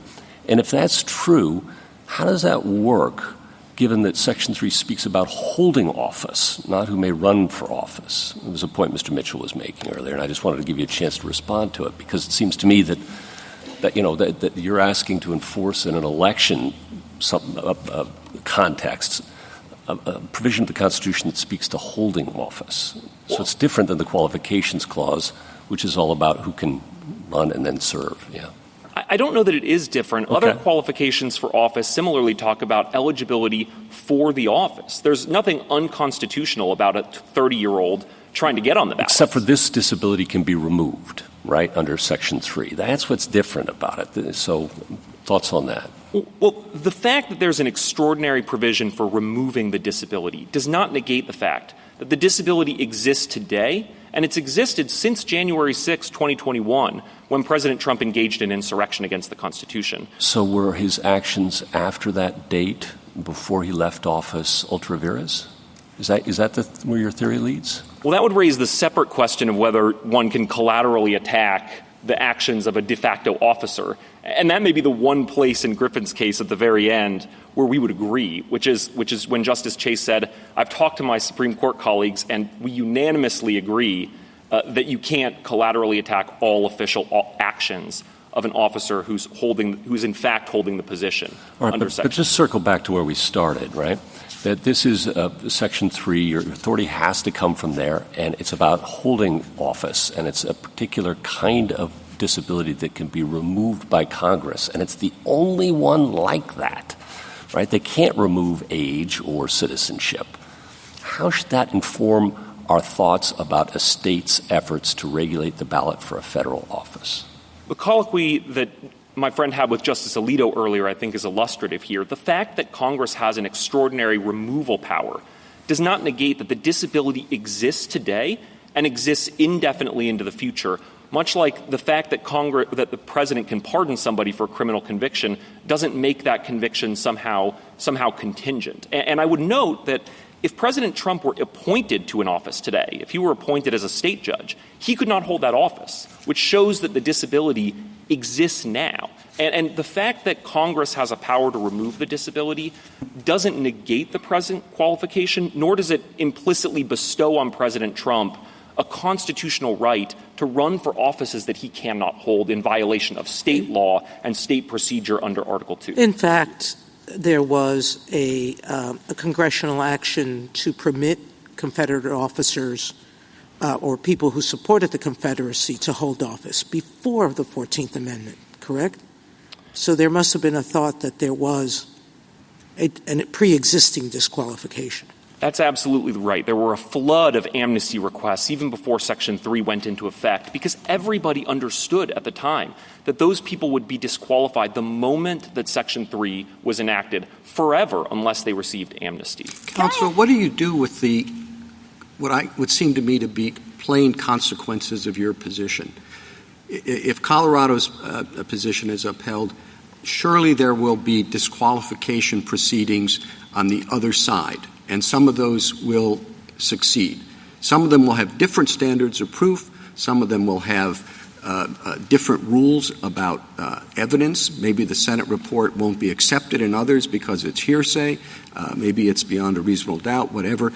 In very quick order, I would expect, although my predictions have never been correct, I would expect that a goodly number of states will say, whoever the Democratic candidate is, you're off the ballot, and others, for the Republican candidate, you're off the ballot, and it'll come down to just a handful of states that are going to decide the presidential election. That's a pretty daunting consequence. Well, certainly, Your Honor, the fact that there are potential frivolous applications of a constitutional provision isn't a reason. Well, no, hold on. I mean, you might think they're frivolous, but probably the people who are bringing them may not think they're frivolous.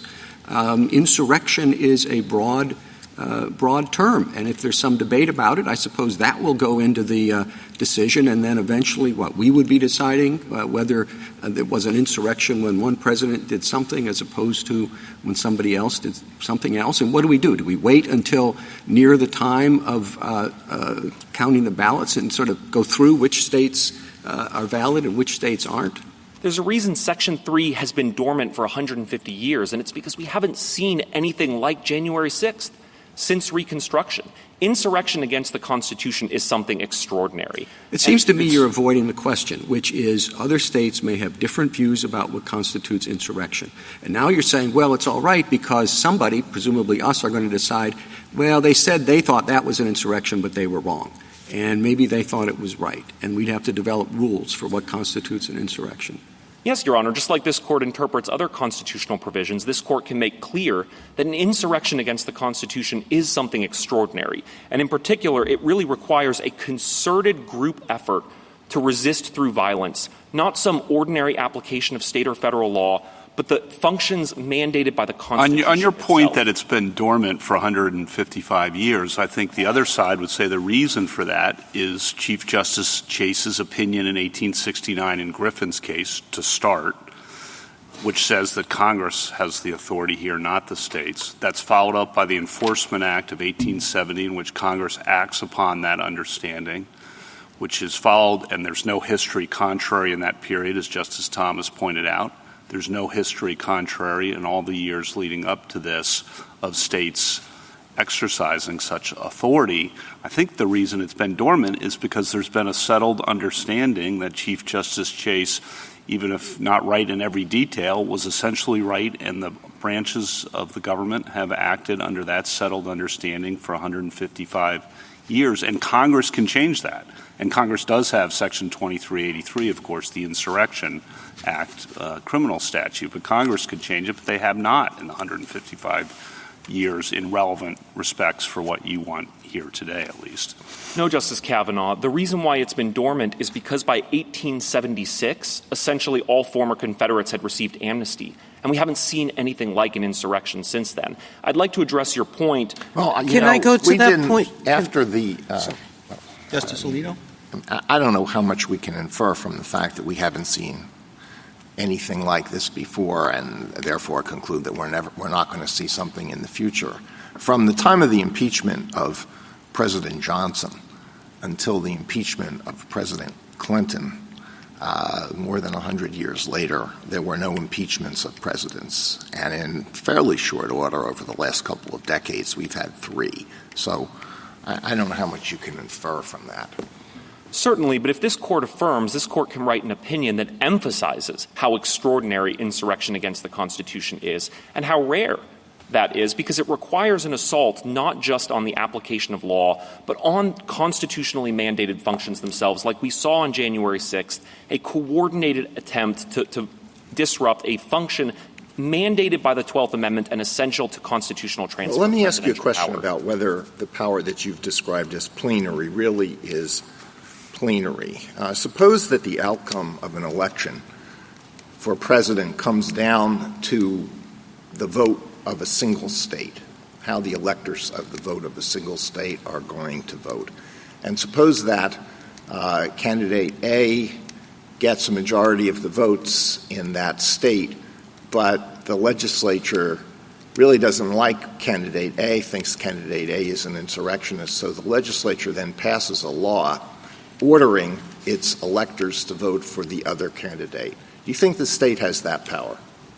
I think there may be principles that come into play in terms of after the people have voted that the state can't change the rules midstream. I'm not sure because I'm not aware of this court addressing it. And certainly let's change it so that it's not after the election. It's 3 days before the election based on the fact that the polls in that state look bad. Can they do it?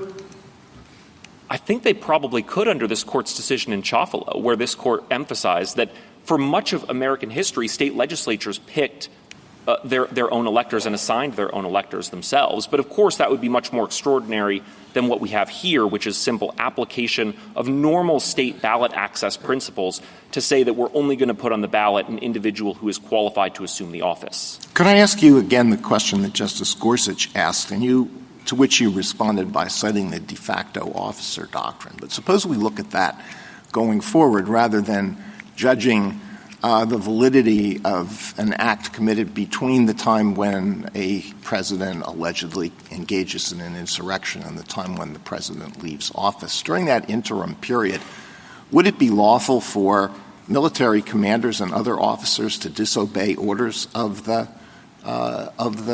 president in question? I'm not sure that anything gives military officers the authority to adjudicate effectively the legality of the presidency. Why not? Because you say he's disqualified from the moment it happens. Now, I understand the de facto officer doctrine might be used to prohibit people from seeking judicial remedies for decisions that take place after the date he was disqualified. But if he's in fact disqualified from that moment, why would anybody have to obey a direction from him? Well, ultimately, there still has to be some kind of procedure in place to adjudicate the disqualification. Certainly, Congress could impeach a sitting president, but that's the only remedy I'm aware of that exists for removal or otherwise negating the authority of a sitting president. Why? Well, on what theory? Because the Section 3 speaks about disqualification from holding office. You say he is disqualified from holding office from the moment it happens. Correct, but nevertheless... So it operates, you say that there's no legislation necessary. I thought that was the whole theory of your case. And no procedure necessary. It happens automatically. Well, certainly you need a procedure in order to have any remedy to enforce the disqualification, which is different. That's a whole separate question. That's the de facto doctrine. It doesn't work here. Okay, put that aside. He's disqualified from the moment.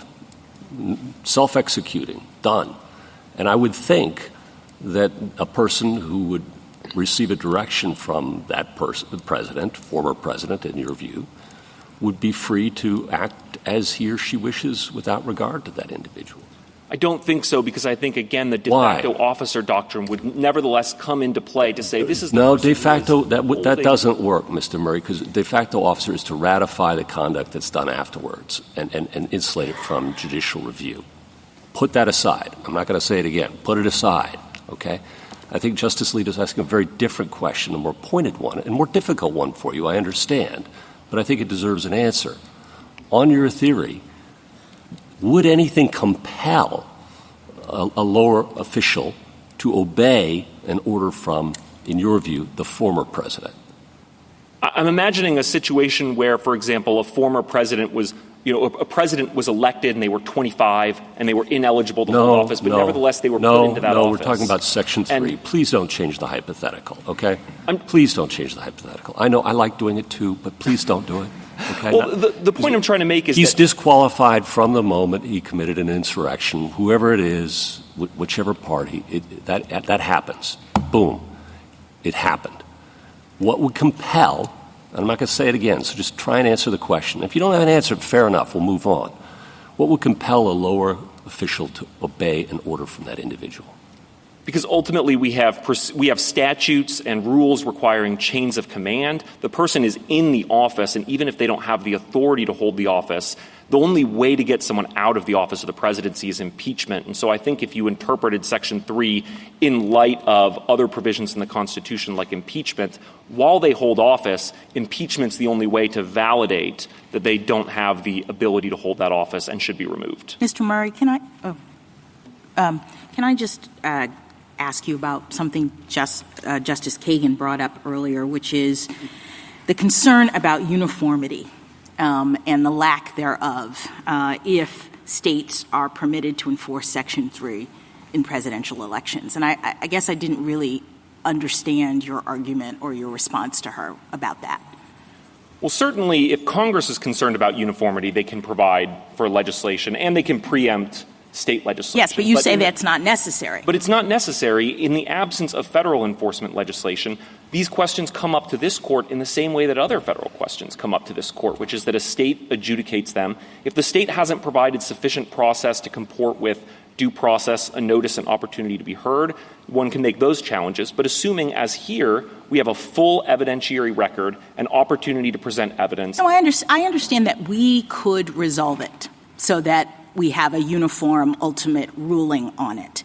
I guess my question is why the framers would have designed a system that could result in interim disuniformity in this way, where we have elections pending and different states suddenly saying you're eligible, you're not, on the basis of this kind of thing. Well, what they were concerned most about was ensuring that insurrectionists and rebels don't hold office. And so once one understands the sort of imperative that they had to ensure that oath breakers wouldn't take office, it would be a little bit odd to say that states can't enforce it, that only the federal government can enforce it, and that Congress can essentially rip the heart out of Section 3 by a simple majority just by failing to pass enforcement legislation. Federalism creates redundancy. And here, the fact that states have the ability to enforce it as well, absent federal preemption, provides an additional layer of safeguards around what really Section 3 Yeah, and I'll ask you about the history when I get a chance again. Thank you. Thank you, counsel. Justice Thomas? Justice Alito? Suppose there's a country that proclaims again and again and again that the United States is its biggest enemy, and suppose that the President of the United States, for diplomatic reasons, think that it's in the best interests of the United States to provide funds or release funds so that they can be used by that country. Could a state determine that that person has given aid and comfort to the enemy and therefore keep that person off the ballot? No, Your Honor. This court has never interpreted the aid and comfort language, which also is present in the treason clause. But commentators have suggested, it's been rarely applied because treason prosecutions are so rare, but commentators have suggested that, first of all, that aid and comfort really only applies in the context of a declared war, or at least an adversarial relationship where there is, in fact, a war between two countries. And second, the intent standard would do a lot of work there, because under Section 3, whatever the underlying conduct is, engaging in insurrection or aid and comfort has to be done with the intent to further the unlawful purpose of the insurrection or to aid the enemies in their pursuit of war against the United States. Now, let me come back to the question of what we would do if different states had adjudicated the question of whether former President Trump is an insurrectionist using a different record, different rulings on the admissibility of evidence, perhaps different standards of proof, then what would we do? Ultimately, this court would, first of all, if there were deficiencies in the record, the court could either refuse to hear the case or it could decide on the basis of deficiencies of the record. Well, would we have to decide what is the appropriate rule of evidence that should be applied in this case? Would we have to decide what is the appropriate standard of proof? Would we give any deference to these findings by state court judges, some of whom may be elected? Would we have to have our own trial? No, Your Honor. This court takes the evidentiary record as it's given, and here we have an evidentiary record that all the parties agree is sufficient for a decision in this case. And then, as I discussed earlier, there's a possibility of a Bose Corp independent review of the facts. But ultimately what we have here is an insurrection that was incited in plain sight. But you're really not answering my question. It's not helpful if you don't do that. Suppose we have two different records, two different bodies of evidence, two different rulings on questions of admissibility, two different standards of proof, two different sets of fact findings by two different judges, or maybe multiple judges in multiple states. Then what do we do? Well, first, this court would set the legal standard, and then it would decide which view of the record was correct, I think, under that. If this court had two cases, which view of what record? Which record? If this court had two cases before it, and both of the records were sufficient insofar as both sides had the opportunity to present their case and the essential facts in the record that everyone agreed was sufficient for decision, then this court would have to look at the evidence presented and decide which holding was correct, and then decide that issue for the country. And certainly here, when there is a complete record, lower courts then will be applying that decision, and I think it's unlikely that any court would say, we're going to reach a different decision than the U.S. Supreme Court did, particularly if the court relies on the facts, the indisputable facts of what President Trump said on video and in his Twitter feed, which is really the essence of our case here. Well, you had an expert. Let's just take that example. Had an expert testify about the meaning of what President Trump said. But do you think it's possible that a different state court would apply Daubert differently and say that this person should not be allowed to express an expert opinion on that question? Do you think that's beyond the realm of imagination? Not at all, Your Honor. 2 points on that. Number one, President Trump didn't appeal the admission of that evidence in this case. But number two, the second point is that Professor Sini he didn't opine on the meaning of President Trump's words. He opined on the effect that those words had on violent extremists. And the essence of his testimony was built around videotaped statements of President Trump himself encouraging, inciting, and praising political violence when it happened. I'm not taking a position one way or the other about whether the expert's testimony should have been admitted or anything like that, or the meaning of President Trump's words. I'm just trying to get you to grapple with what some people have seen as the consequences of the argument that you're advancing, which is that there will be conflicts in decisions among the states, that different states will disqualify different candidates. But I'm not getting a whole lot of help from you about how this would not be an unmanageable situation. If this court writes an opinion affirming on the basis of the indisputable facts of what President Trump said on January 6th and in the weeks leading up to it, and his virtual confession on Twitter after the fact, then it would be reversible error for any other state to conclude otherwise on that question of federal law. Or at the very least, this court could address that when those issues come up, but it seems unlikely. Justice Sotomayor? There's two sides to the other side's position. The first is that it's not self-executing. I want to put that aside. Deal with if we were to hold that states don't have the right to enforce or create a cause of action in this situation.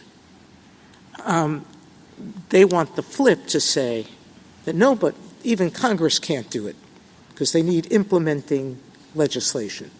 Address that argument. Because assume we rule that states don't have it, what would you have us say for the other side of the argument? One of my colleagues says you need, or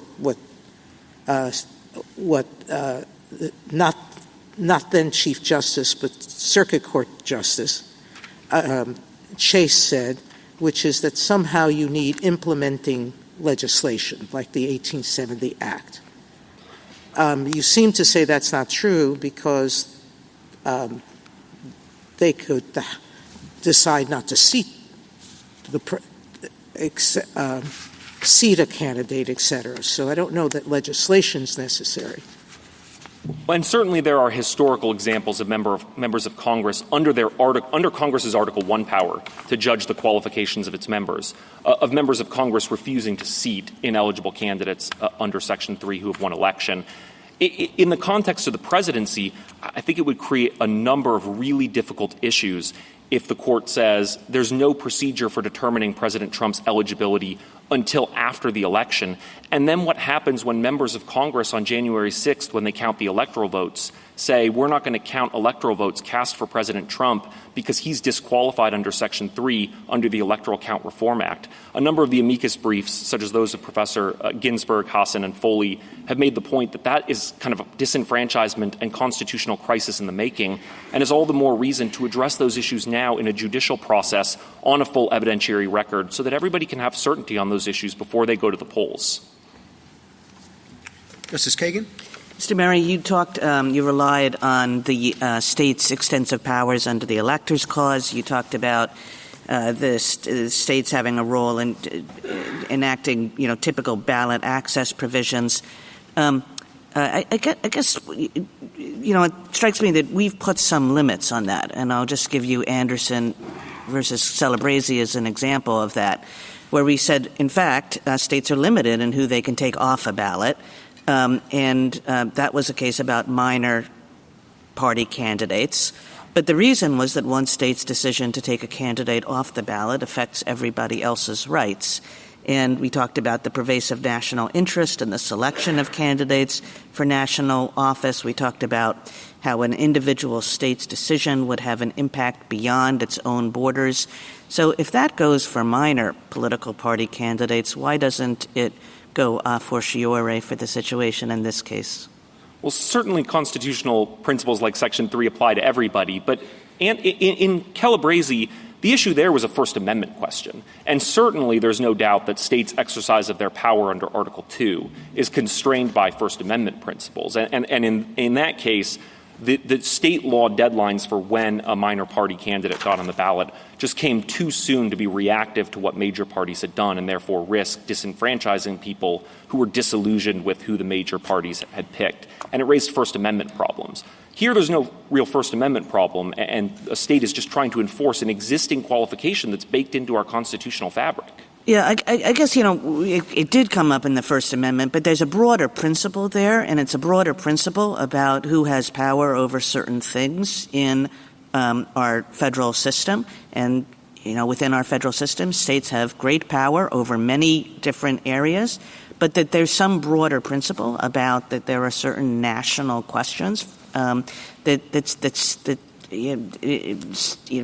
states are not the repository of authority.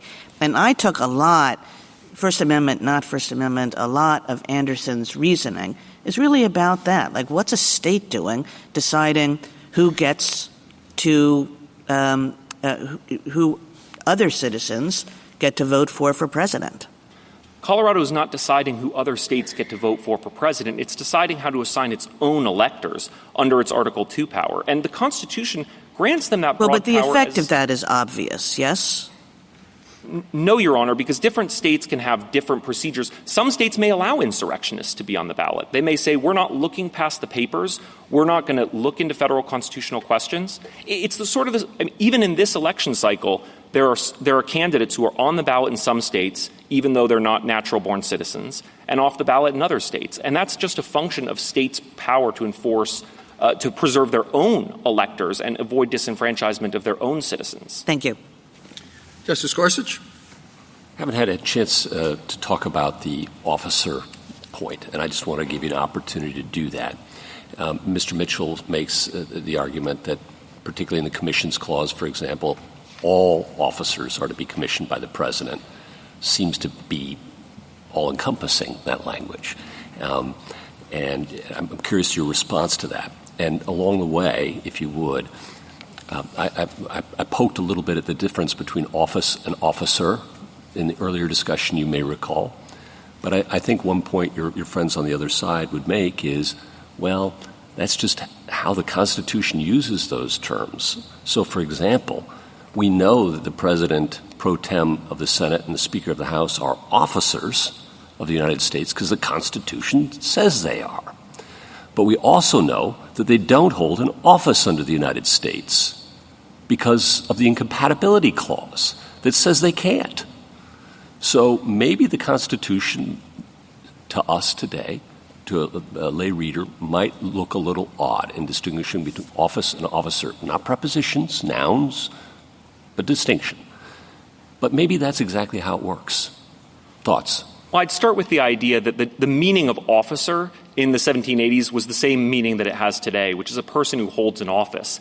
And certainly in particular contexts like the Commissions Clause, it appears that that's referring, that is referring to a narrower class of officers, because we know that there are... Except it says all. Well, we know that there are classes of officers, like the President pro tem, who don't get their commissions from the President. Well, that's because the Constitution elsewhere says that.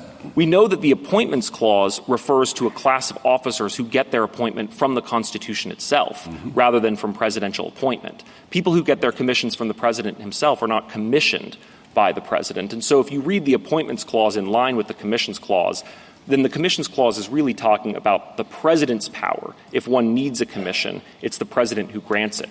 But I think it's important to bring us back to Section 3 in particular, because that was 80 years... Before we get to that, though, just the distinction between office and officer, do you agree that the Constitution does make that distinction, particularly with respect to the Speaker and President pro tem?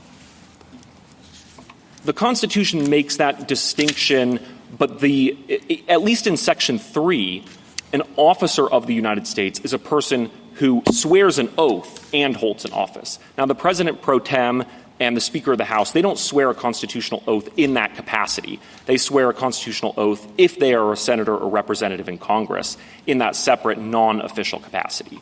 But I think that You agree they are officers who don't hold an office?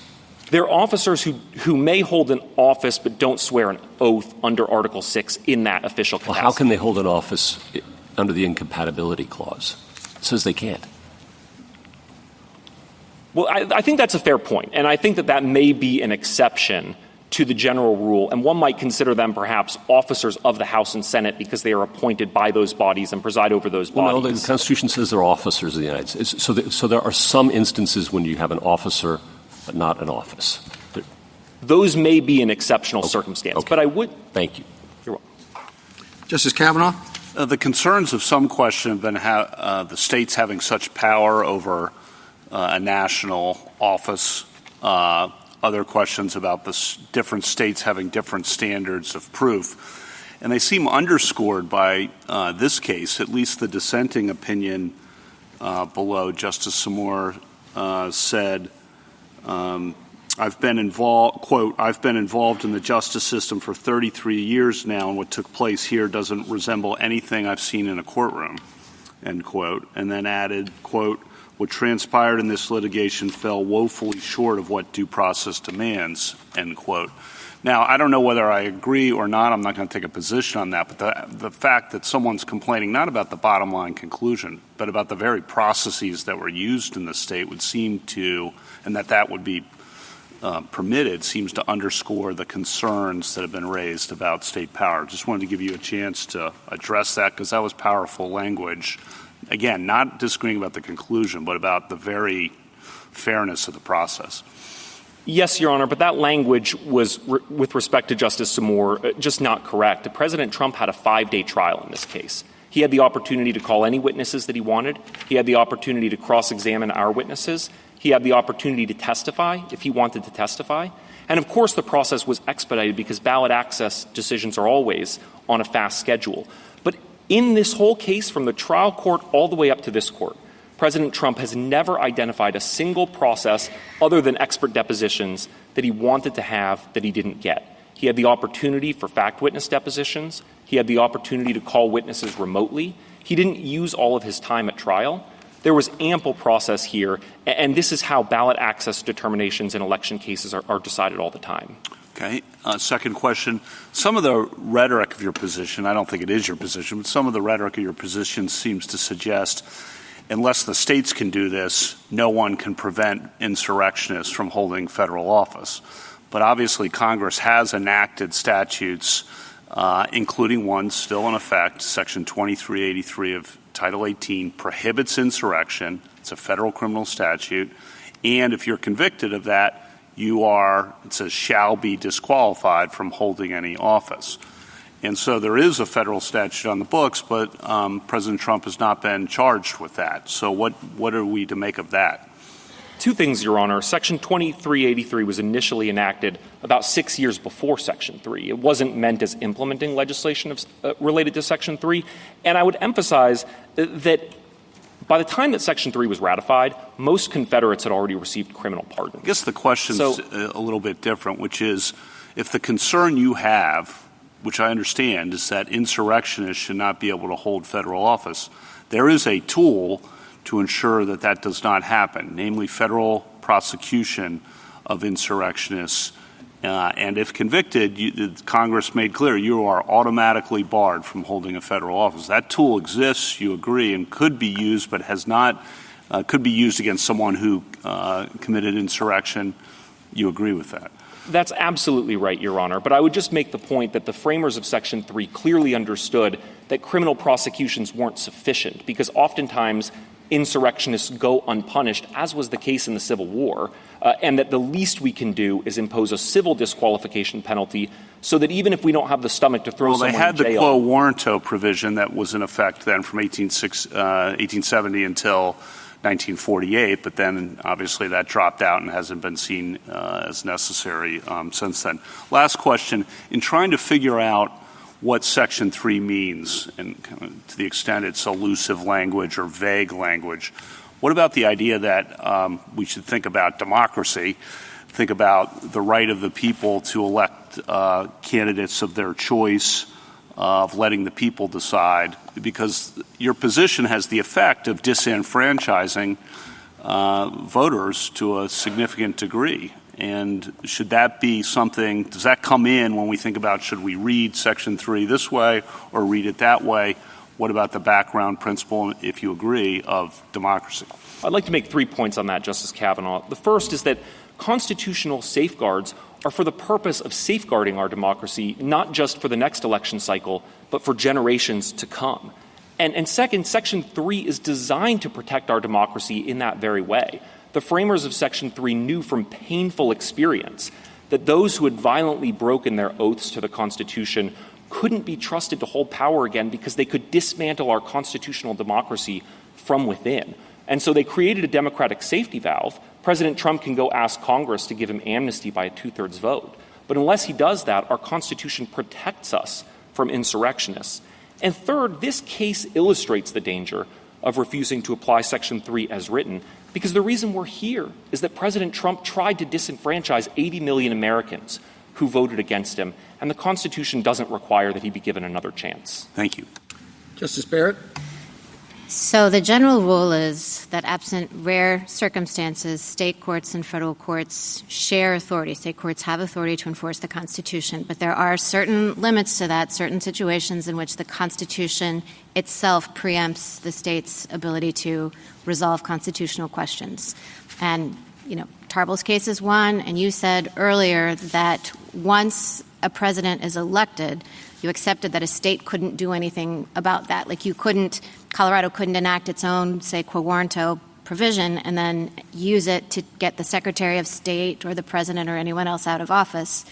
And I assume that's because of this principle of structural preemption. Am I right? Yes, Your Honor. Okay. So I just want to clarify what that means for your argument. That means that your eggs are really in the basket of the Electors Clause, really in the Article 1 basket, because you're saying that even though all of the questions that people have been asking have suggested that there's a problem with giving a single state the authority to render a decision that would have an effect on a national election. But you're saying that those structural concerns, which might otherwise lead to the kind of result that you would accept after someone is in office, are overcome by the Electors Clause. Absolutely. States run presidential elections. That's very clear from Article 2.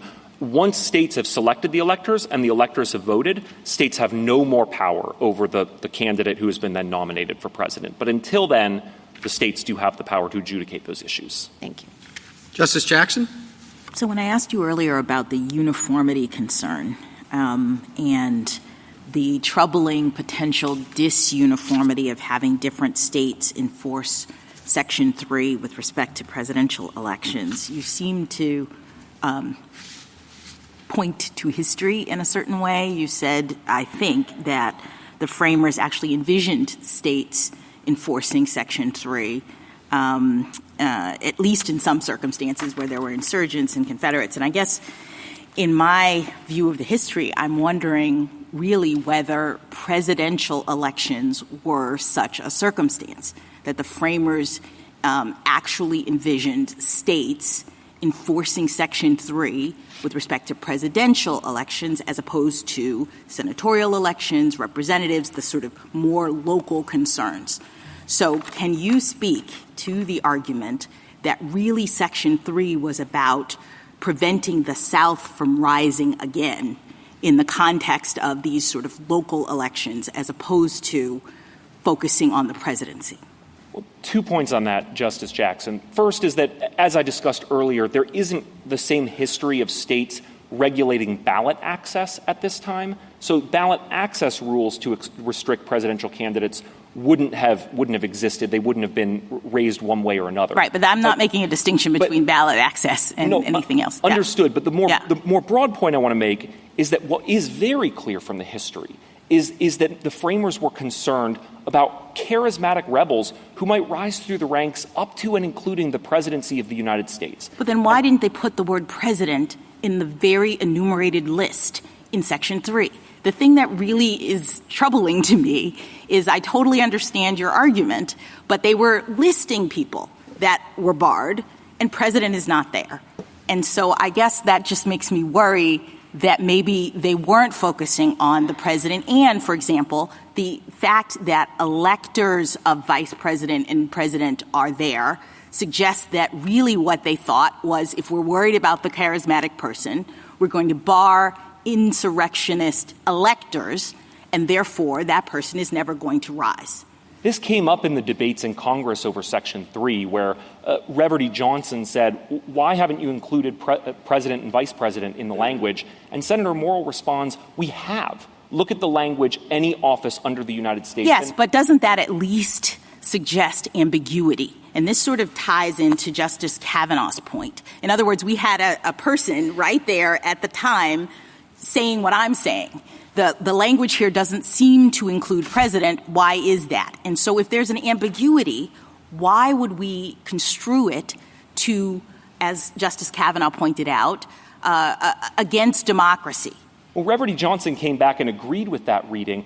Any office is clear. The Constitution says about 20 times. No, I'm not going to that. So let me just say, so your point is that there's no ambiguity. With having a list and not having president in it, with having a history that suggests that they were really focused on local concerns in the South, with this conversation where the legislators actually discussed what looked like an ambiguity. You're saying there is no ambiguity in Section 3? Let me take the point specifically about electors and senators, if I might, because I think that's important.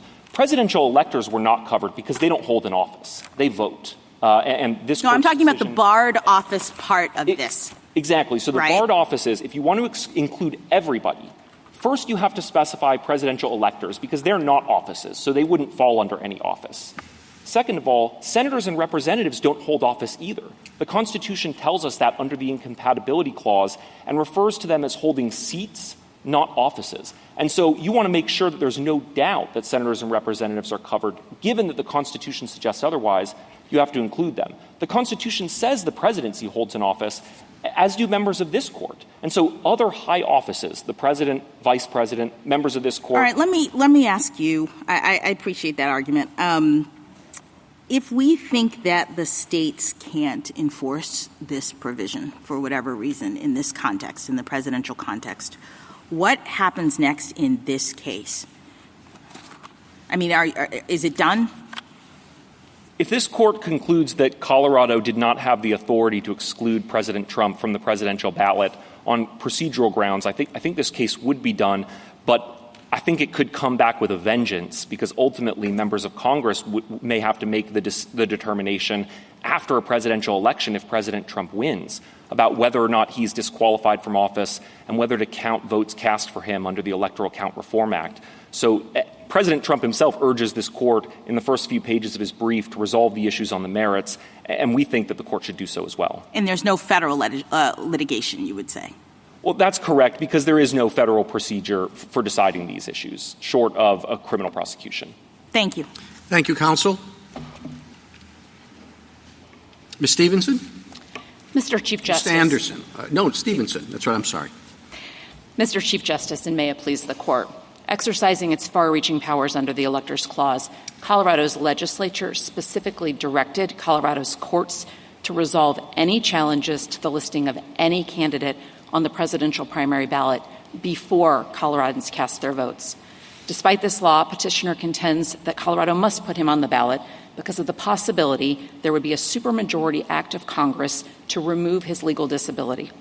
Under this theory, Colorado and every other state would have to indulge this possibility, not just for the primary, but through the general election and up to the moment that an ineligible candidate was sworn into office. Nothing in the Constitution strips the states of their power to direct presidential elections in this way.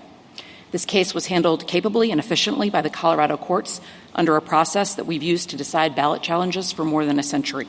And as everyone agrees, the court now has the record that it needs to resolve these important issues. I welcome your questions.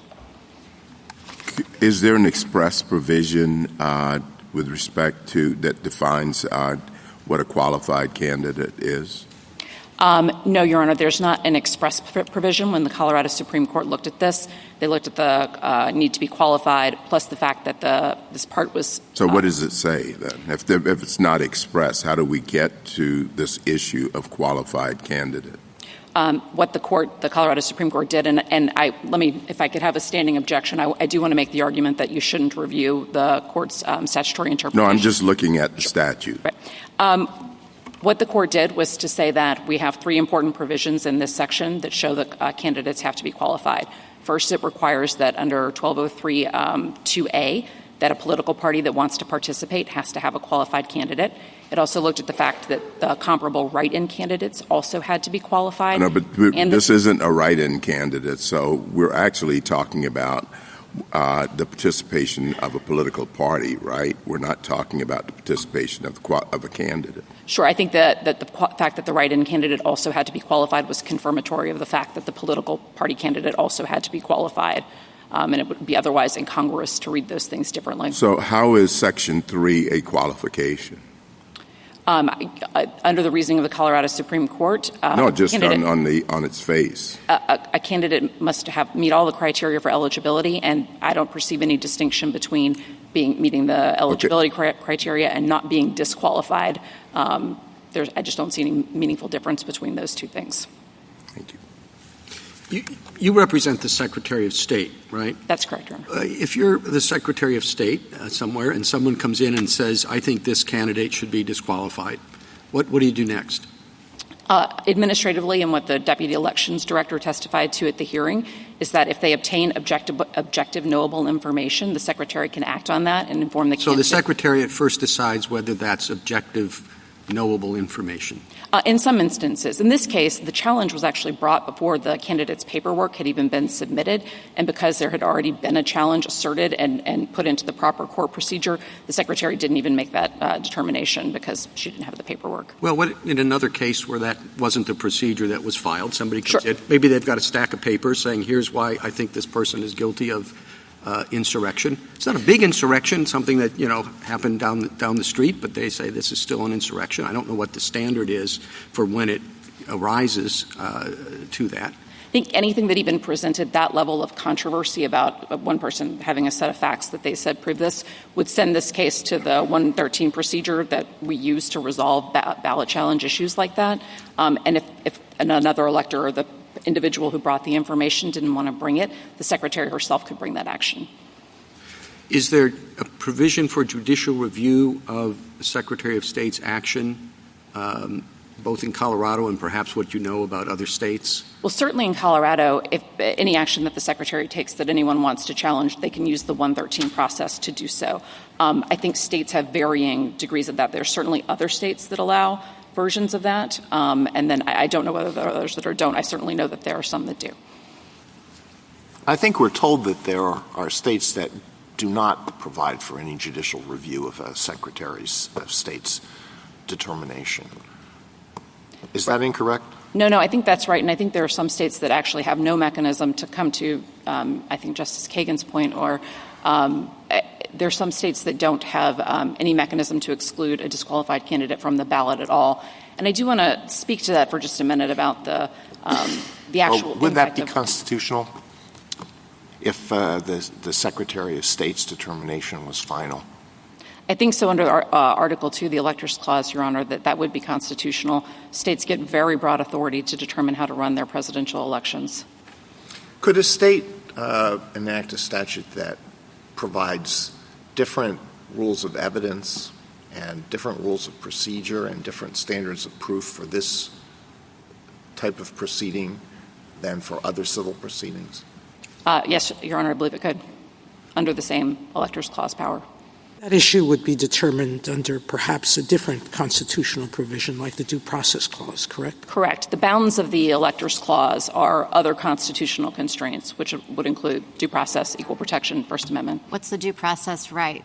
Does the candidate have a due process right? What's the liberty interest? I think it's not very precisely defined in the case law, but I think there is a recognition that there is a liberty interest of a candidate, and there is some due process interest in being able to access the ballot. I thought that was for voters. You think for the candidate too, that it would be taking something away from the candidate? Certainly, yes, and I think a lot of times you see that in the First Amendment context where candidates can have an issue about being on the ballot, but it's sort of a hybrid, oftentimes First Amendment, 14th Amendment, qualifications clause, all discussed together. Let me ask you a question about just follow up to Justice Alito. You know, these decisions might be made different ways in different states. Maybe a Secretary of State makes it in one state with very little process, or a process more like Colorado's could be followed by others. Would our standard of review of the record vary depending on the procedure employed by the state? I think this court has tremendous discretion to decide its standard of review, and it might be based on the process that was employed by an individual state. I think you could exercise the independent review of Bose Corp. That Mr. Murray talked about, or you could give deference where you have a full-blown proceeding like the one here that had all the protections of rules of evidence and cross-examination and things like that. I'm sorry. You think we should give deference in reviewing the factual record, the legal conclusions? In other words, we shouldn't undertake a de novo review. I don't think the review should be de novo. However, I am amenable to the suggestion that the court would do the Bose Corp type independent review that might provide greater certainty to states around the country as to what the court's position is on the factual record in this case. Of course, if it were not de novo review, we could reach disparate results even on the same record, right? I think that's possible. I take it your position is that this disqualification is really the same as any other disqualification, age or residence or what have you. That's correct. And what if I were to push back on that and say, well, this disqualification, number one, it's in the 14th Amendment, and the point of the 14th Amendment was to take away certain powers from the states. Number two, Section 3 itself gives Congress a very definite role, which Mr. Mitchell says is interfered with by the ability of states to take somebody off the ballot. And maybe number three, it's just more complicated and more contested, and if you want, more political. And why don't all of those things make a difference in our thinking about this qualification as opposed to any other? And so, Your Honor, I think the trouble with the categorizing the insurrection issue as necessarily more difficult is it's just an assumption that's coming up, I think, because of this case. And again, back to the Chief Justice's point, we could have a very easy case under the 14th Amendment with an avowed insurrectionist who, came in and wrote on his paperwork, I engaged in an insurrection in violation of the 14th Amendment. And it would be an open and shut case as to whether or not that person would meet the qualifications to be on the Colorado ballot. With respect to your other questions about the 14th Amendment, my positions are based on the assumption that under the 14th Amendment, the states have the power to enforce Section 3, just like they do other presidential qualifications, and I would defer to the electors' arguments on those points. Suppose a state that does recognize non-mutual collateral estoppel makes a determination using whatever procedures it decides to adopt that a particular candidate is an insurrectionist. Could that have a cascading effect? And so the decision by a court in one state, the decision by a single judge whose factual findings are given deference, maybe an elected trial judge, would have potentially an enormous effect on the candidates who run for president across the country. Is that something we should be concerned about?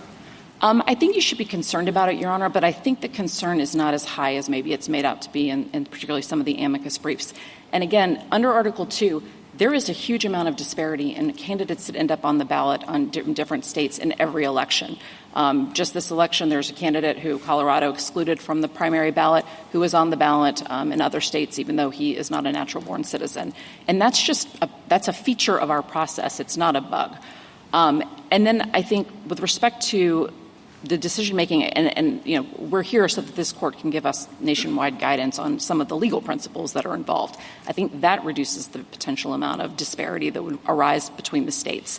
And then with respect to the factual record and how that gets issued and implemented, states have processes for this. And I think we need to let that play out and accept that there may be some messiness of federalism here because that's what the Electors Clause assumes will happen. And if different states apply their principles of collateral estoppel and come to different results, that's okay. And Congress can act at any time if it thinks that it's truly federalism run amok. Justice Thomas, anything further? Justice Alito? Well, just one further question, and it's along the same lines of a lot of other questions. We've been told that if what Colorado did here is sustained, other states are going to retaliate, and they're going to potentially exclude another candidate from the ballot. What about that situation? Your Honor, I think we have to have faith in our system that people will follow their election processes appropriately, that they will take realistic views of what insurrection is under the 14th Amendment. Courts will review those decisions. This court may review some of them, but I don't think that this court should take those threats too seriously in its resolution of this case. You don't think that's a serious threat? I think we have processes. We should proceed on the assumption that it's not a serious threat. I think we have institutions in place to handle those types of allegations. What are those institutions? Our states, their own electoral rules, the administrators who enforce those rules, the courts that will review those decisions, and up to this court to ultimately review that decision. Justice Sotomayor? Justice Kagan? Justice Kavanaugh? Justice Jackson? Anything further? Thank you, counsel. Thank you. Rebuttal, Mr. Mitchell?